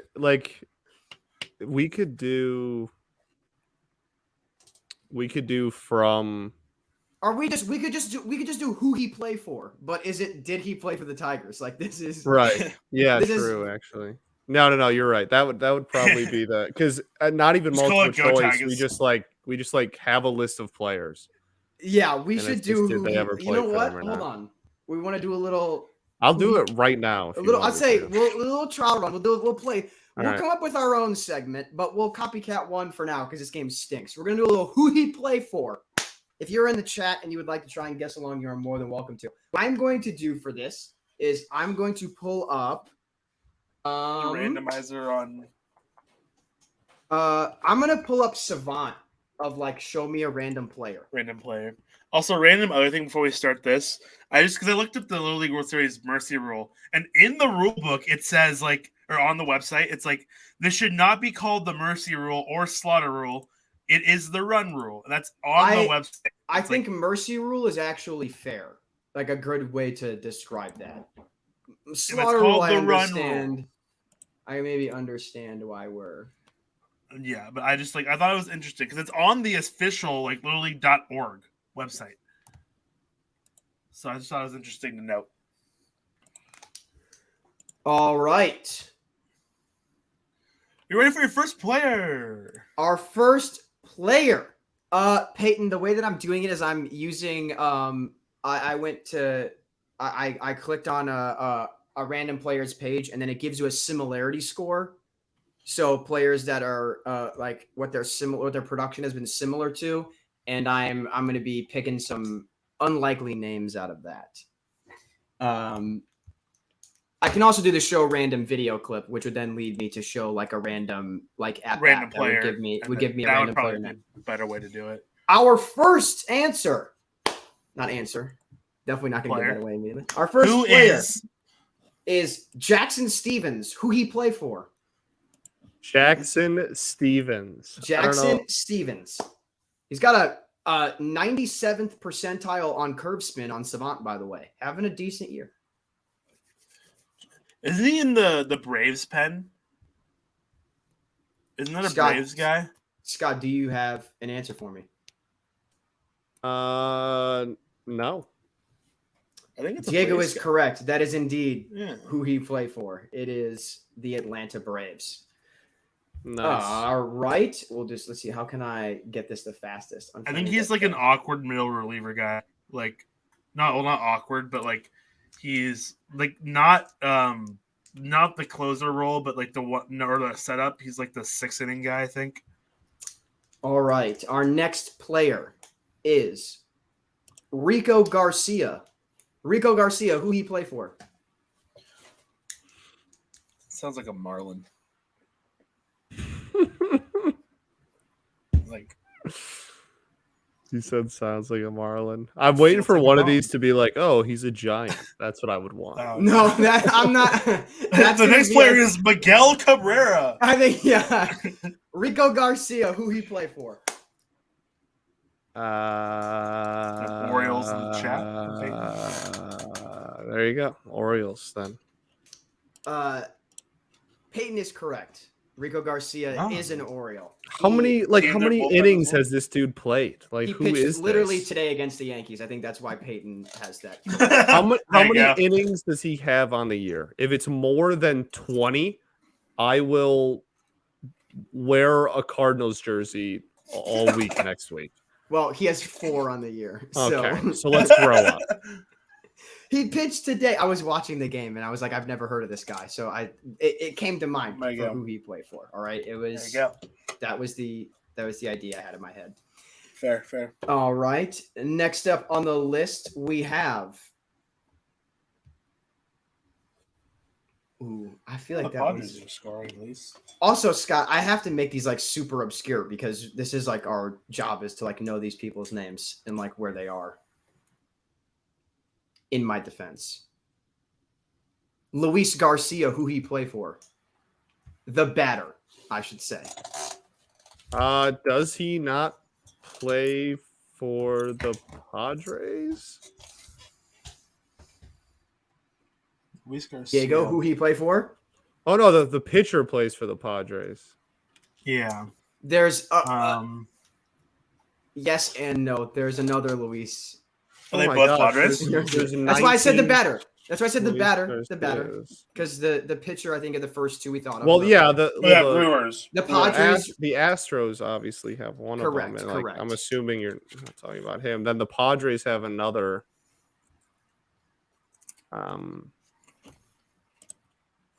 The other pitcher, and then the other one. I like Brewers I like that guess. Payton's is Nationals. I'm just gonna. Peyton's got another one. It is the Nationals. Just talking about them.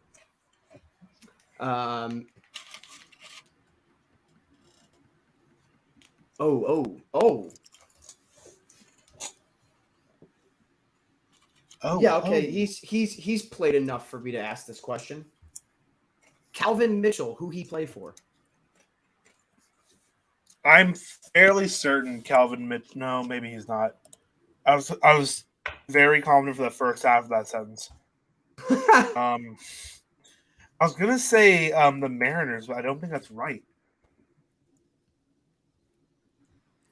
Calvin Mitchell. I mean, I can stick. I'm gonna guess Mariners. Scott. I have no clue. Garrett's got it right in the chat, and as does Peyton. Peyton's on fire with this, by the way. Those are is that Peyton's third? Oh well, that does make it easy. That would make it easy.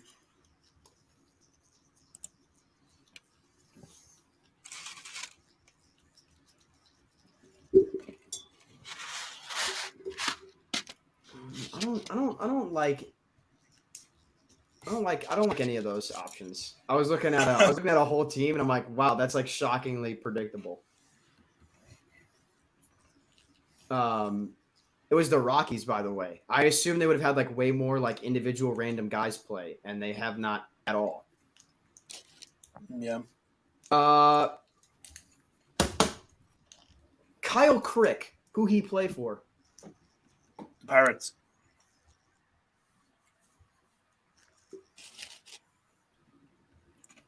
That is my answer and the correct answer. No, it's definitely not the correct answer. He's been a Pirate. Is he not a Pirate anymore? He has been a Pirate. He is not a Pirate. He was a Pirate for almost all of his career, but he was a Giant at first, and he was a bad. Oh wait, isn't he in He's a Chicago White Sox because we literally played against him. Yeah, he is indeed on the Chicago White Sox because he got released by Pittsburgh, I think, or DFA by Pittsburgh, I believe.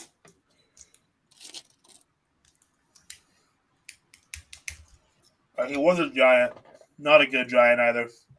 I'm trying to get one that'll like genuinely stump, and that makes it a little bit. It makes it a little harder, you know. This is. I can't get away with an Adam Jones because we all know what team he's on.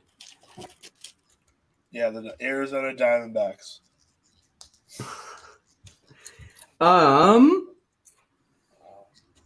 Travis Shaw, who he play for?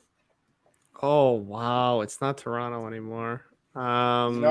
This feels like a good one. Man, I don't know if I remember. It's not Toronto. It's not Milwaukee. Is he still? I mean, is he still in Boston? Because that's where Milwaukee traded him to. Yeah. Diego, what do you got to guess for? Well, apparently, if he's not in Milwaukee anymore, I thought it was in Milwaukee still. I don't know. Cincinnati. I don't know. Scott does have it. He is. I mean, I literally that was my memory of where he played in 2021, not where he is this year. That's for sure. He has played 7 games for the Red Sox this year. Doesn't have a hit yet, but it's coming down. It's coming down the pipeline soon, if you ask me. Soon. Let's see here. Can I get?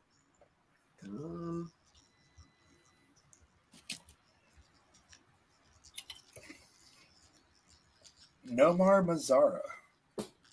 Braxton Garrett, who he play for? The Utah Utes. I keep wanting to guess Cincinnati, so I'm going to keep guessing Cincinnati. Okay. I have absolutely no idea. He is on the Miami Marlins. There you go. Let's see here.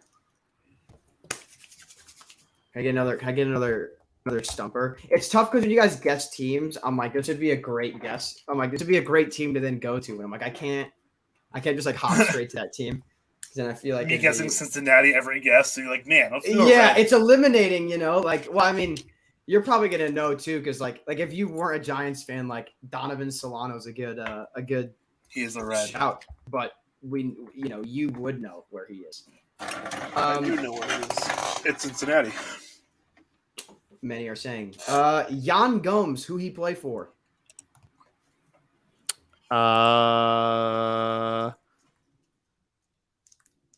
Oh fuck. I'm now the only one that hasn't said it this week. Thank you. Shocking. Oh, my fault. I'm dead. That one literally just I'm working. flipped out. I'm working on I it. didn't even realize. No, you're fine. Cubs, Reds. That feels very Cubs to me. The last team I remember him on was Oakland last year, but I also know for a fact he's not on Oakland this year because we literally just played them. So I don't think I know. I know. Peyton. I like the Cubs guesses though. Yes, the Cubs guesses are correct. There you go. Peyton's shooting. I don't know if he is or not. That was an accusation. I'm sorry, Peyton. I didn't mean to slander your name. Not this time, anyway.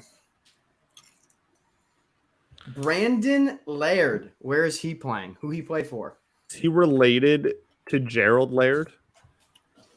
I don't know. We'll find out. I'm just kidding.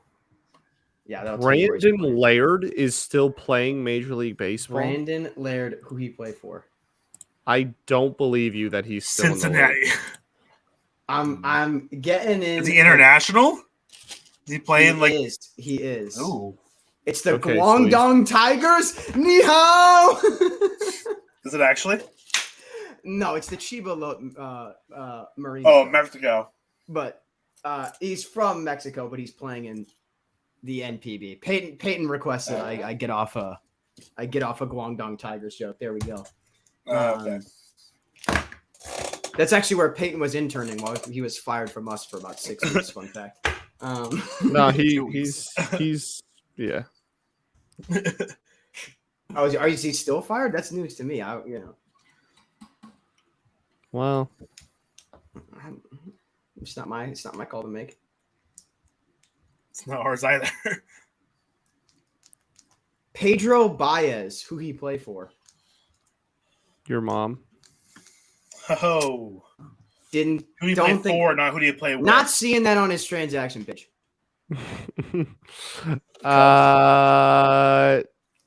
It's not the Dodgers anymore, right? I mean, that's where he was there for like a decade or whatever. That is where he started his career. I'm assuming it's not them anymore. Getting some Astros in the chat.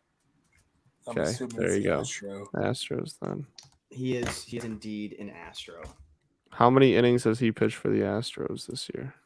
Well, I believe he either just got back from being hurt or got hurt at like the start of the year because he's only made like 3 appearances for them. But I believe he was hurt to start the year. But to be clear, he pitched for them like he's been on the team for like 2-3 years now. He has pitched 6 2/3 total innings for the Houston Astros in his life. He has been on the team for 2 years, 4 1/3 last year and 2 1/3 this year. Is it because bad or because injury? I think injury. I also think injury. The last time he pitched more than 20 innings in a season was 2020 was weird, so that's probably a full season. Who next, Carson? I'm trying to get some. I know I'm trying to get some good ones in here. Reyes Maranta.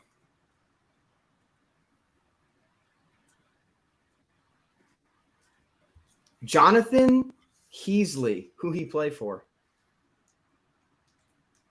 Pittsburgh? That's my guess. I'm trying to abide more by Scott's rule of a guy that's got like legitimate enough playing time as well. Just so you know, with that, if that gives you a hint at all, it really wouldn't. But Pittsburgh. That's a good pitch. I don't know. I don't know if I'm familiar with his game. the chat. Well, there's no reason for you to be. Your game. There's no reason for you to be, but chat's got it correct. Royal? He is a Kansas City Royal. Shout out. I mean, I play the Royals a lot. He's currently on the 15-day, but he's made 11 starts this year for them. So he's probably pitched against us. he has pitched. I mean, he's true to his FIP: 5.5 ERA, 5.49 FIP. That's not he's not frauding his way through. I can tell you that. There's no Ryan Helsley. No, who's the? Is it Helsley that has the fraud? Helsley. No, he doesn't. He's got grown man numbers. That's what he has. What Cardinal has the fraud numbers? Oh, Dakota Hudson, our entire pitching staff. Okay, I like the real fraud numbers. Ooh, does he count? I swear. What's the name? I don't think I can count this. I was just looking at. I was gonna pluck somebody from the Mariners, and B-Ref still lists Steven Souza Jr., but he announced his retirement like less than a week ago. Oh. But I was under the impression that he had not I thought he had just not gotten signed and then just chose to hang it up. But he played like a week's worth of games for Seattle this year. Yeah, not good, but never forget his 2017 season, dude. That was crazy. Yes. Ian Happ. It's like very recognizable names. Yeah, so I was gonna say Mike Trout, who he played for. Should I just try to spitball one? Reyes Moronto. That's mine. Tanner Scott, who he played for. Who? What? Tanner Scott, who he played for. I thought for. you were just trying to get Scott's attention. The Tanner cut out, and I literally thought you were just trying to say my name. You're like, Scott. It's like, what? He is a. Is he a? Well, he's no longer an O. I keep wanting to guess Cincinnati because I don't know. I don't think he's a Red. He's not. I know. I mean, like I know this is his first year not with the Orioles though, but I'm not sure. I know. Tampa. That's my guess. Okay. I see London. I see France. I see Marlins, A's, Cubs, for Tampa. Scott, what do you got for me? The Cardinals. Marlins is correct. I would not mind having Tanner Scott in the bullpen for us, but no, it is the Marlins. Derek Hall, who he play for? Your mom. Again, Scott. Unless you're refreshed B-Ref, unless that trade just went through, I don't see a. Well, my sources can't confirm about the whereabouts of your mother right now, so I don't see a John Heyman tweet. I don't. Anyway, my guess is Baltimore. I know this one. Oh. My guess is Baltimore. Okay. He's a Philly. Scott and Peyton on it again. Who's the there's Your a hall for all Orioles, right? Okay. All right. Just like super easy, you know. Just like your mother. Oh! Clip that. Anyway. Junior Fernandez, who he play for? Washington? Junior Fernandez. Junior Fernandez.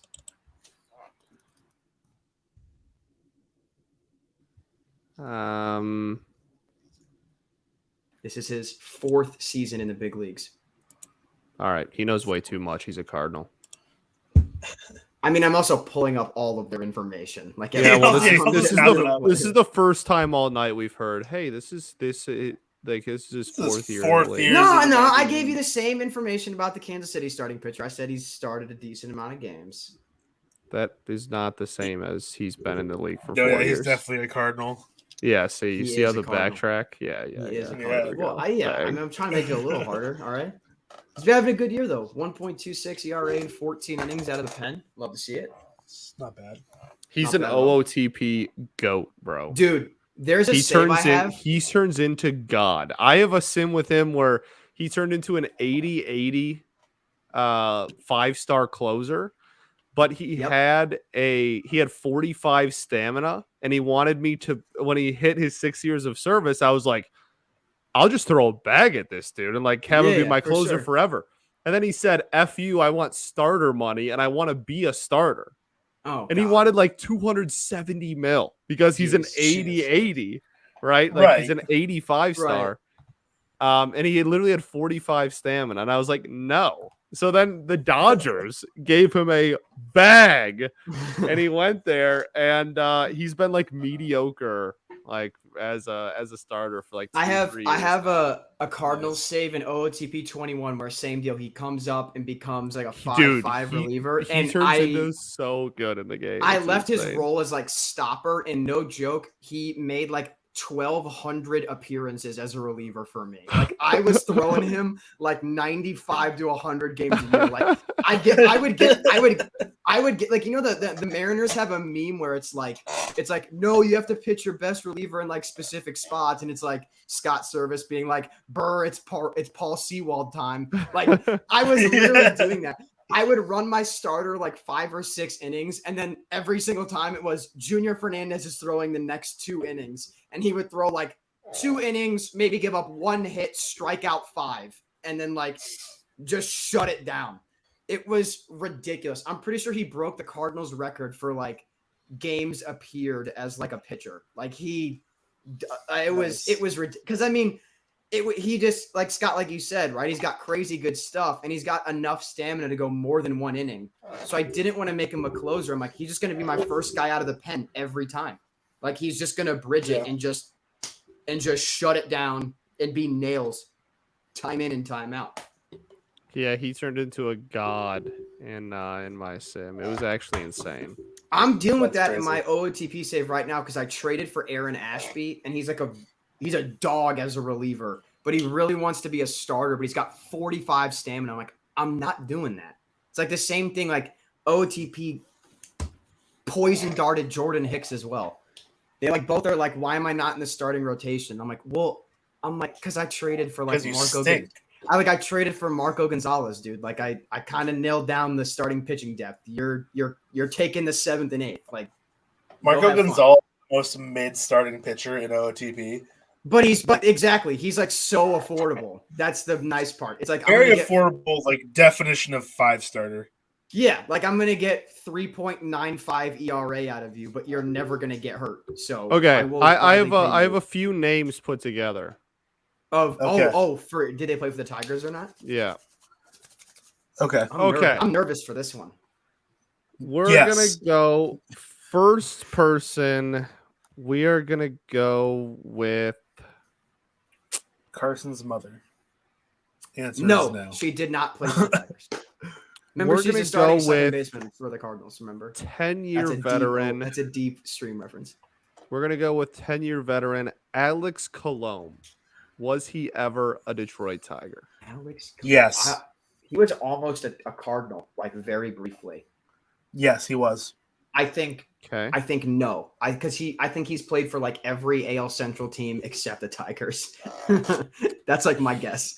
I'm not gonna get that specific. No, he did not. He has played for the Tampa Bay Rays, the Chicago White Sox, the Minnesota Twins, the Colorado Rockies, and the Seattle Mariners. Damn. Okay. I could have swore. I thought he was a. I think he was Phil Koch. Phil Koch, legend. I don't know how you're. Absolute. See last name. See, even Peyton sang it. Legend. Just need to get Rudy on here. Okay. Sure. We're going to go with 13-year veteran, played for 9 teams. Goodness, didn't realize he was like that. Wade, He's that guy.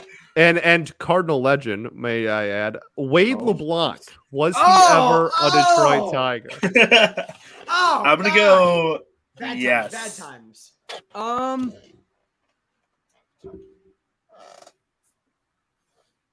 I think I'm gonna say yes on this one as well. Wade LeBlanc played for the San Diego Padres, the Seattle Mariners, the Pittsburgh Pirates, the Los Angeles Angels, the Baltimore Orioles, the Miami Marlins, the St. Louis Cardinals, the New York Yankees, and the Houston Astros. Oh! He was never a Detroit Tiger. Feels bad. It feels bad, man. Next up, he was naming all the teams where I'm like, right around that career point, I was like, yeah, he could have had a stint. He could have been like a 1 year a cup of coffee, flip at the deadline kind of guy. Next up, we have, and I literally, so how I did this is I've just, this whole time I've been writing down a ton of names, and then I'm just like, I have a randomizer thing, and it's I have like the website, like the randomizer thing, and I like a little spin wheel. Yeah. And it's just randomly picking names that I've written down. Okay. Nice. So it's not like, I'm just saying that there's no rhyme or reason for who comes next. Well, yeah, I've not picked up a pattern yet. If you're worried, I was so number 3, we have Gordon Beckham, who played for 11 years, 6 different teams. Peyton says no right off rip, just for whatever that's worth. His last time he said solid yes, though, and that turned out to be a lie. So that's just a lie. Peyton's just a liar. Gordon Beckham, also Giants legend. Giants legend, Giants indeed. For like 12 he played games. for the Giants for 3 games. Yeah, the end of 2016. We traded for him like the last week of the season. Hey guys, the Rockies will be on ESPN tomorrow, so a new team-ish. Good. They deserve to not suffer. Great uniforms, great stadium, great fans. They deserve better. Scott, I'm gonna think Gordon Beckham is either one of 3 things. Either I'm getting the wool pulled over my eyes, but I don't think that's the case. I think Gordon Beckham either played his rookie year as a Tiger or his last year as a Tiger. That was my prediction. So I think yes, and it's like it was either like half a year as a rookie or like half a year at the end. He played the first 5 years of his career for the same team. Okay, that'd have been all the I White remember. Sox. So I'm gonna say last year as a Tiger. All I remember is after he left San Francisco from 3 games. I think he went to Seattle, but I don't remember anything after that. Okay. Do you have a final answer? Yes, my answer was last no. year. Okay. He did go to Seattle after San Francisco. His career was Chicago from 2009 to 2014 deadline. Angels, second half of 2014. Back to Chicago for 2015. Then Atlanta, 2016, was traded to San Francisco, the end of 2016. Seattle, 2017-18. And 83 games for your Detroit Tigers in his last year. Let's go! All right. I was on that. So bad at this. You were. This is just such a fun game because this team was so bad that so many random dudes just played 6 games for the Tigers in the span of for 2 seconds. Right, in the span of 2015 to 2020, so many just random dudes. All right, who we got next? All right, we have John Hicks, played 6 years at the major league level. John Hicks played, 6 years, 3 different teams. Was at one point a middle of the lineup bat. He was a catcher, so I always loved him, regardless of what team he played for. He was a Tiger. Caught red-handed. He was a Tiger. No, I think I remember him as a Tiger. I feel like he was a wore, Tiger for multiple for a few years, years. wasn't he? Yes, he was Didn't he literally wear, like, 14. He was literally the Tigers' 4-hitter in 2019. We may which need to is keep playing this game. actually by the the way, most 'cause embarrassing thing the ever. Padres have quietly put up 3 without getting an out. Yeah, it's a little bit of a this going on a little game bit is of a run here. some good mojo. So keep going. Let's keep it rolling. Okay. Let me see here.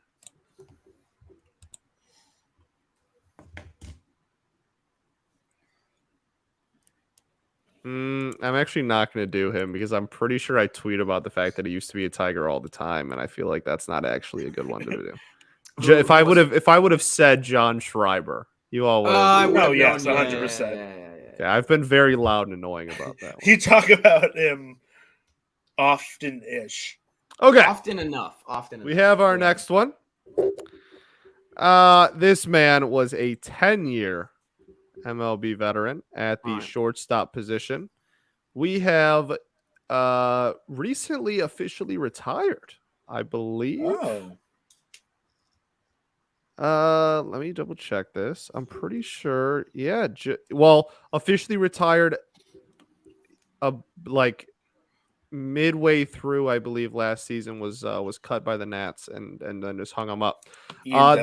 Jordy Mercer is the man at question. Tiger. Play for the Tigers. Yeah.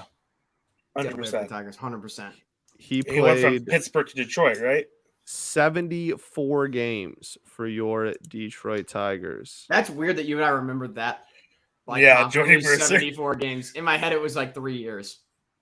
Yeah, also same. Like, I feel like I thought he was a Tiger for a minute because he was in Pittsburgh for a while. Yes, he was in Pittsburgh for a long time. All right, let's see who is. Did he go Pittsburgh next. to Detroit though? Did I remember that right? He did. Okay. Cool. Next one we got is, I would call him a utility man, I guess. We have Sean Rodriguez, who played. Oh, I hated this dude. Who played 13 years for 6 different ball clubs. Also, real quick, they're showing exactly split in half of NL and AL. Yeah, but I'm going back to the other thing, the graphic thing. They had this K percentage thing, and they had 2015 Carter caps with the current Marlins logo on it. Like, I just want to throw that out there, going back to earlier with the Braves thing. Our comment, maybe for all of time, use the most current logo of things. Yeah, anyway, sorry. I'm just trying to imagine, like, World Cup legend. He played for Germany on the 1932 World Cup team, then played for Bayern Munich. Don't Google that logo.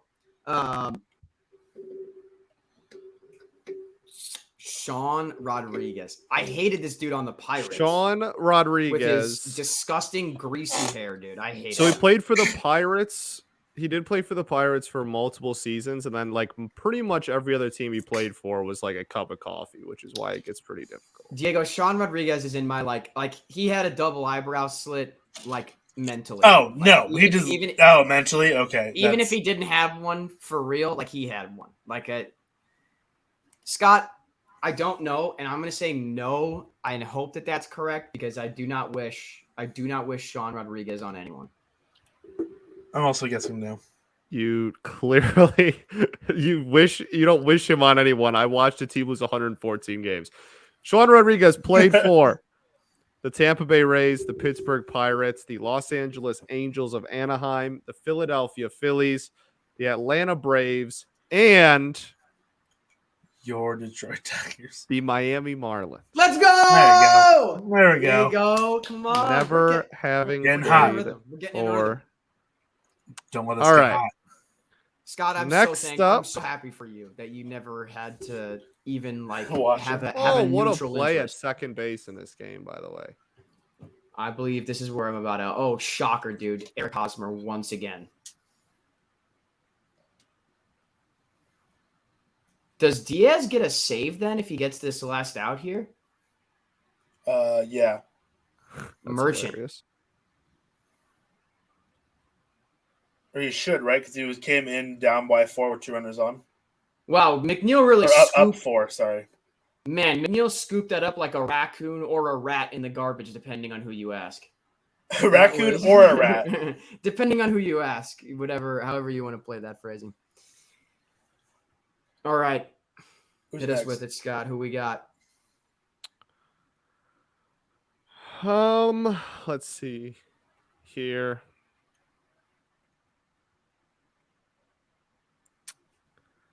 Yeah, okay. We are gonna go with shortstop in his peak days, but kind of bounced around the infield for a little bit. 9-year veteran that played for 7 different teams in 9 years. Joaquin Arias. Adenny Hechavarria. Oh, that's a name. That's a name. Was he a Detroit Tiger? I think he was. Oh, I feel like he was. My, what a name. I'm pretty certain he was. Okay. We will. Are you locking in? I will lock in a yes with Diego. I will lock in a yes with Diego. Yes. All right. Let me see what the chat does. We have Hatch was a Tiger. Tiger for sure. Wow. Okay. So the teams in this one, he played for, obviously, the Miami Marlins for 5 years, as the Mets win this game, by the way. Yeah. So obviously played for the Marlins. We all knew that. Now the other 6 teams is where it gets dicey. 2 years for the Tampa Bay Rays, 2 years for the Atlanta Braves, 1 year for the New York Mets, 1 year for the Pittsburgh Pirates, 1 year for the New York Yankees, and the Yankees. 1 year for the Toronto Blue Jays. No! What? He wasn't that man got Tiger in all over him. Never a Detroit Tiger at any point in his career. Wow. Next up, if you want to, the game's over. We can hop off if you'd like. Just one more. Give Diego and I like a couple more. We got to end on one more for the road. Sure. We will go with. Let's see. Good one. I'm gonna win. Okay. The next one is Josh Harrison. Yes. Ooh. Yes. Yeah. He was a Tiger. Walking off. I feel like I've talked about that one. You have. Yeah. Give that's not fair. Yeah, remix. I totally forgot that I had. I'm a Josh Harrison guy. We do love Josh Harrison here. His nime before. Here at Diamond Digest, we support Josh Harrison. Someone in the chat said, "Damn, that must have been an MLB The Show franchise memory about Hechavarria being a Tiger." That's so funny. Straight up, like that happens. I could have swore he was a Tiger. Right? Like sometimes you'll get like way deep into an OOTP save, and you're like, "This guy's not actually in my bullpen." Like I swear, then like, no, you idiot. You rule 5. He's in my system. Yeah, I swear I've had this guy. All right. Let's see here. And his name was Dan Ugla. Was never. To close us out, while Scott's pulling up that last name, website, diamond-digest.com. Our Instagram is diamond.digest. Our Twitter is diamond_digest. Give us a follow, read all of our articles, worship us as your overlords. We're the best. If you want to follow Diego for good vibes in the Giants, his handle's right there. Scott's all things Detroit sports. And for pain, suffering, and sadness for the next 36-ish hours, and then good time Cardinals news, you can follow me down there. All right, Scott. So I'm adjusting the posture. Okay, so I did it twice, and I got 2 names that I really like. I really like both of them as guesses. Okay. I'll do 2 more. So we're gonna do 2 more. Okay. Okay. Yeah. Okay. The first one is Leonis Martin, who played 9 years for 5 different ball clubs. Has not played since 2019. Leonis Martin is your second to last one. Diego's locking in now. I'm locking in now. Okay. Peyton is locking in yes, he tells me in the private chat. Chat, we have one person in chat saying Martin was a Tiger. Scott, did you have a good day today? No. Actually, the Tigers were horrible. The show was really just me complaining the whole time. Okay. Well, unlike your answer there, yes, he was a Tiger. Leonis Martin played 5 years for the Houston. Jeez. For the Texas Rangers to start off his career, as we obviously all remember. Then he played for the Seattle Mariners for a year and a half, was traded to the Chicago Cubs. And after Chicago, he would sign with the Detroit Tigers. The Detroit Tigers would trade him that deadline for Willie Castro. Really? Nice. There you go. Half a year of Leonis Martin for Willie Castro. Not bad. Not bad Last at all. one. Last one of the night. This one, yeah. Okay.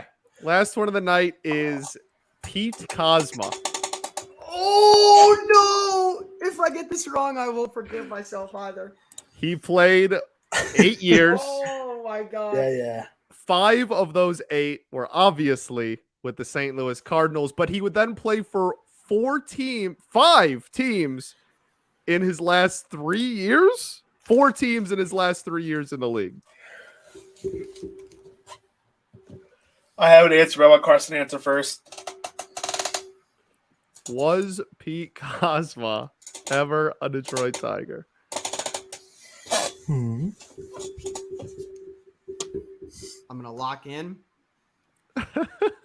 I'm going to lock it. Oh, shit, man. So much pressure on It was him. so funny because, like, Yes. I went through, and as I'm making these, I'm looking for other players that, like, we would know that, like, a Denny Hechavarria was a guy that everybody's like, he could totally have been a Tiger, right? Everybody was like, probably. You could have told me that Pete Kozma played in, like, Italy, and I would have believed it. Like, right. I think so. Pete I Kozma's went guy through that a I lot just of say those, yes. and the only reason that I wanted to do 2 at the end is because I did it one more time, and I was like, all right, well, Cardinal, we have to do it, even like no matter what the answer is. I think it's a yes, Pete. I'm so sorry if I'm wrong, but I think it's a I'm yes. fairly certain the answer is yes.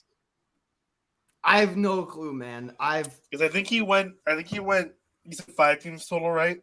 Peyton in the chat said the other 3 are Yankees, Athletics, and Red Oh, Sox. he took it from me. So, I remember. Pete I Kozma remember played- A's Pete Kozma. Pete Kozma played for the St. Louis Cardinals from 2011 to 2015. Respect him. Signed with the New York Yankees in 2017. Was traded to the Texas Mariners. Texas The Mariners. Your I favorite hate expansion. I hate the Rangers, dude. I can't get their team what name does right. Scott know about relocation that we I don't? know Everyone's nothing talking about the Texas everyone's Rangers, talking about this apparently. Oakland relocation. He's like, they're breaking ground in Texas for the Mariners as we speak. So the New York Yankees El trade him Paso. to the Texas Rangers, and then in 2018, for a glorious 27 games, Pete Kozma was a Detroit Tiger. He had a 584 OPS. Respect him. Fantastic. And then in 2021, he would play 3 games for the Oakland A's. I remember him going to Oakland. I remember this. I remember looking it up because I think we were on a stream last year and we were just we were doing that sort of, what all guy friends do, which is, it was a blowout. We were sitting around and we were Insert name here. reliving the glory days of some guys from our ball club. And I looked up Pete Kozma and we were all like, holy shit, he has played this year. Like we were all floored. Oh, I'm so glad I did Pete Kozma right tonight. Oh my goodness, if I got It's so that. funny. I have I have so many names on here that are just like random ass players that like didn't play for any of our teams at all, and I'm like, you could maybe convince me that he played 4 games for the Tigers. Well, okay, so that's the thing. That's the thing. I think Tigers, you could say that because the Tigers and Giants both, they do it with position players, right? Where like they just sign guys that you're like, oh my goodness, they played for them. Well, again, for like the thing about the Tigers like the last 5 years has been such a like we're just gonna sign band-aid players just so that we have a roster and we're just trying to lose as much as possible. We have had so many just random ass terrible players. Over the last like 6 years, it's and what I was gonna say though is that the Cardinals band-aid the bullpen so much that like with the Cardinals though, it's relievers like that like Brett Cecil is like a great example. Brett Cecil was a Cardinal. Like Cecil was a Cardinal. Brett Cecil was a dog shit St. Louis Cardinal. Like there's like it's like that type of stuff all the time that you're like, he played for you guys? Like Aaron Brooks. Like just dudes that you're like, who? There's this list just like makes me giggle. I just have so many random ass people, and like some of them just make me laugh because they were terrible Tigers. Is but this like, basically just like fire up MLB The Show like 13 and just like see what comes out? Like, I guess it's so funny. Hope for the best. yeah, exactly. Like Dallas Braden, was he ever a Tiger? Was he? I don't know. I can look it up right now. For you if you want me to. I don't think so. I know. I was asking you. I know the answer. I'm gonna guess no. I'm gonna guess yes then if he knows the answer. It's no. He That's what I was initially only. thought. He was only. Was he only an A? He was. I think Yes. so. Damn. He was like Uh, kind of nice in 2010 ish. 3.5 ERA, 1.16 WHIP, 190 innings, 5 complete games. Jesus. Brandon Hicks is like the name I remember for like the Giants for absolutely no reason. A guy the Band-Aid guy that we had, I think, in like 2014.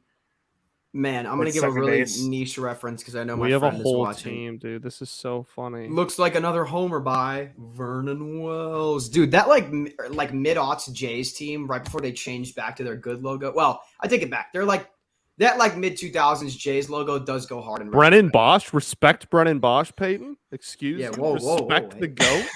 Hey, Lyle I was gonna say, I was like, Respect Overbay, Brennan Bosch. legend. Lyle Overbay. Everyone remember the DD joke. Marlon Overbay. Bird, I You feel like guys would be a good might one not- for you this might not game have because heard. he played everywhere, but like dude, he played for the Tigers, right? Did he? did he? He played he, for the Carson? Giants, didn't he, Diego? Can I get that right? He did, yes. And I'm gonna He say was a Scott Giant. Heed. Scott Heed. I ended on a win. Don't make me do it again. I got Pete Cosmo. Man. Come on, you. You asked the question, big dog. Well, yeah, I asked the question. I asked the because we're- question.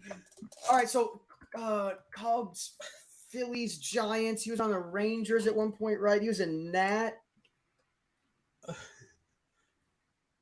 Or any of these Detroit. He was on the Pirates, I think, for a minute too. He was. I'm gonna say no, actually, to Marlon Bird. He played on 10 different teams in his career, if that helps you at all. Can I? So a third of let the me league. Let's play elimination, okay?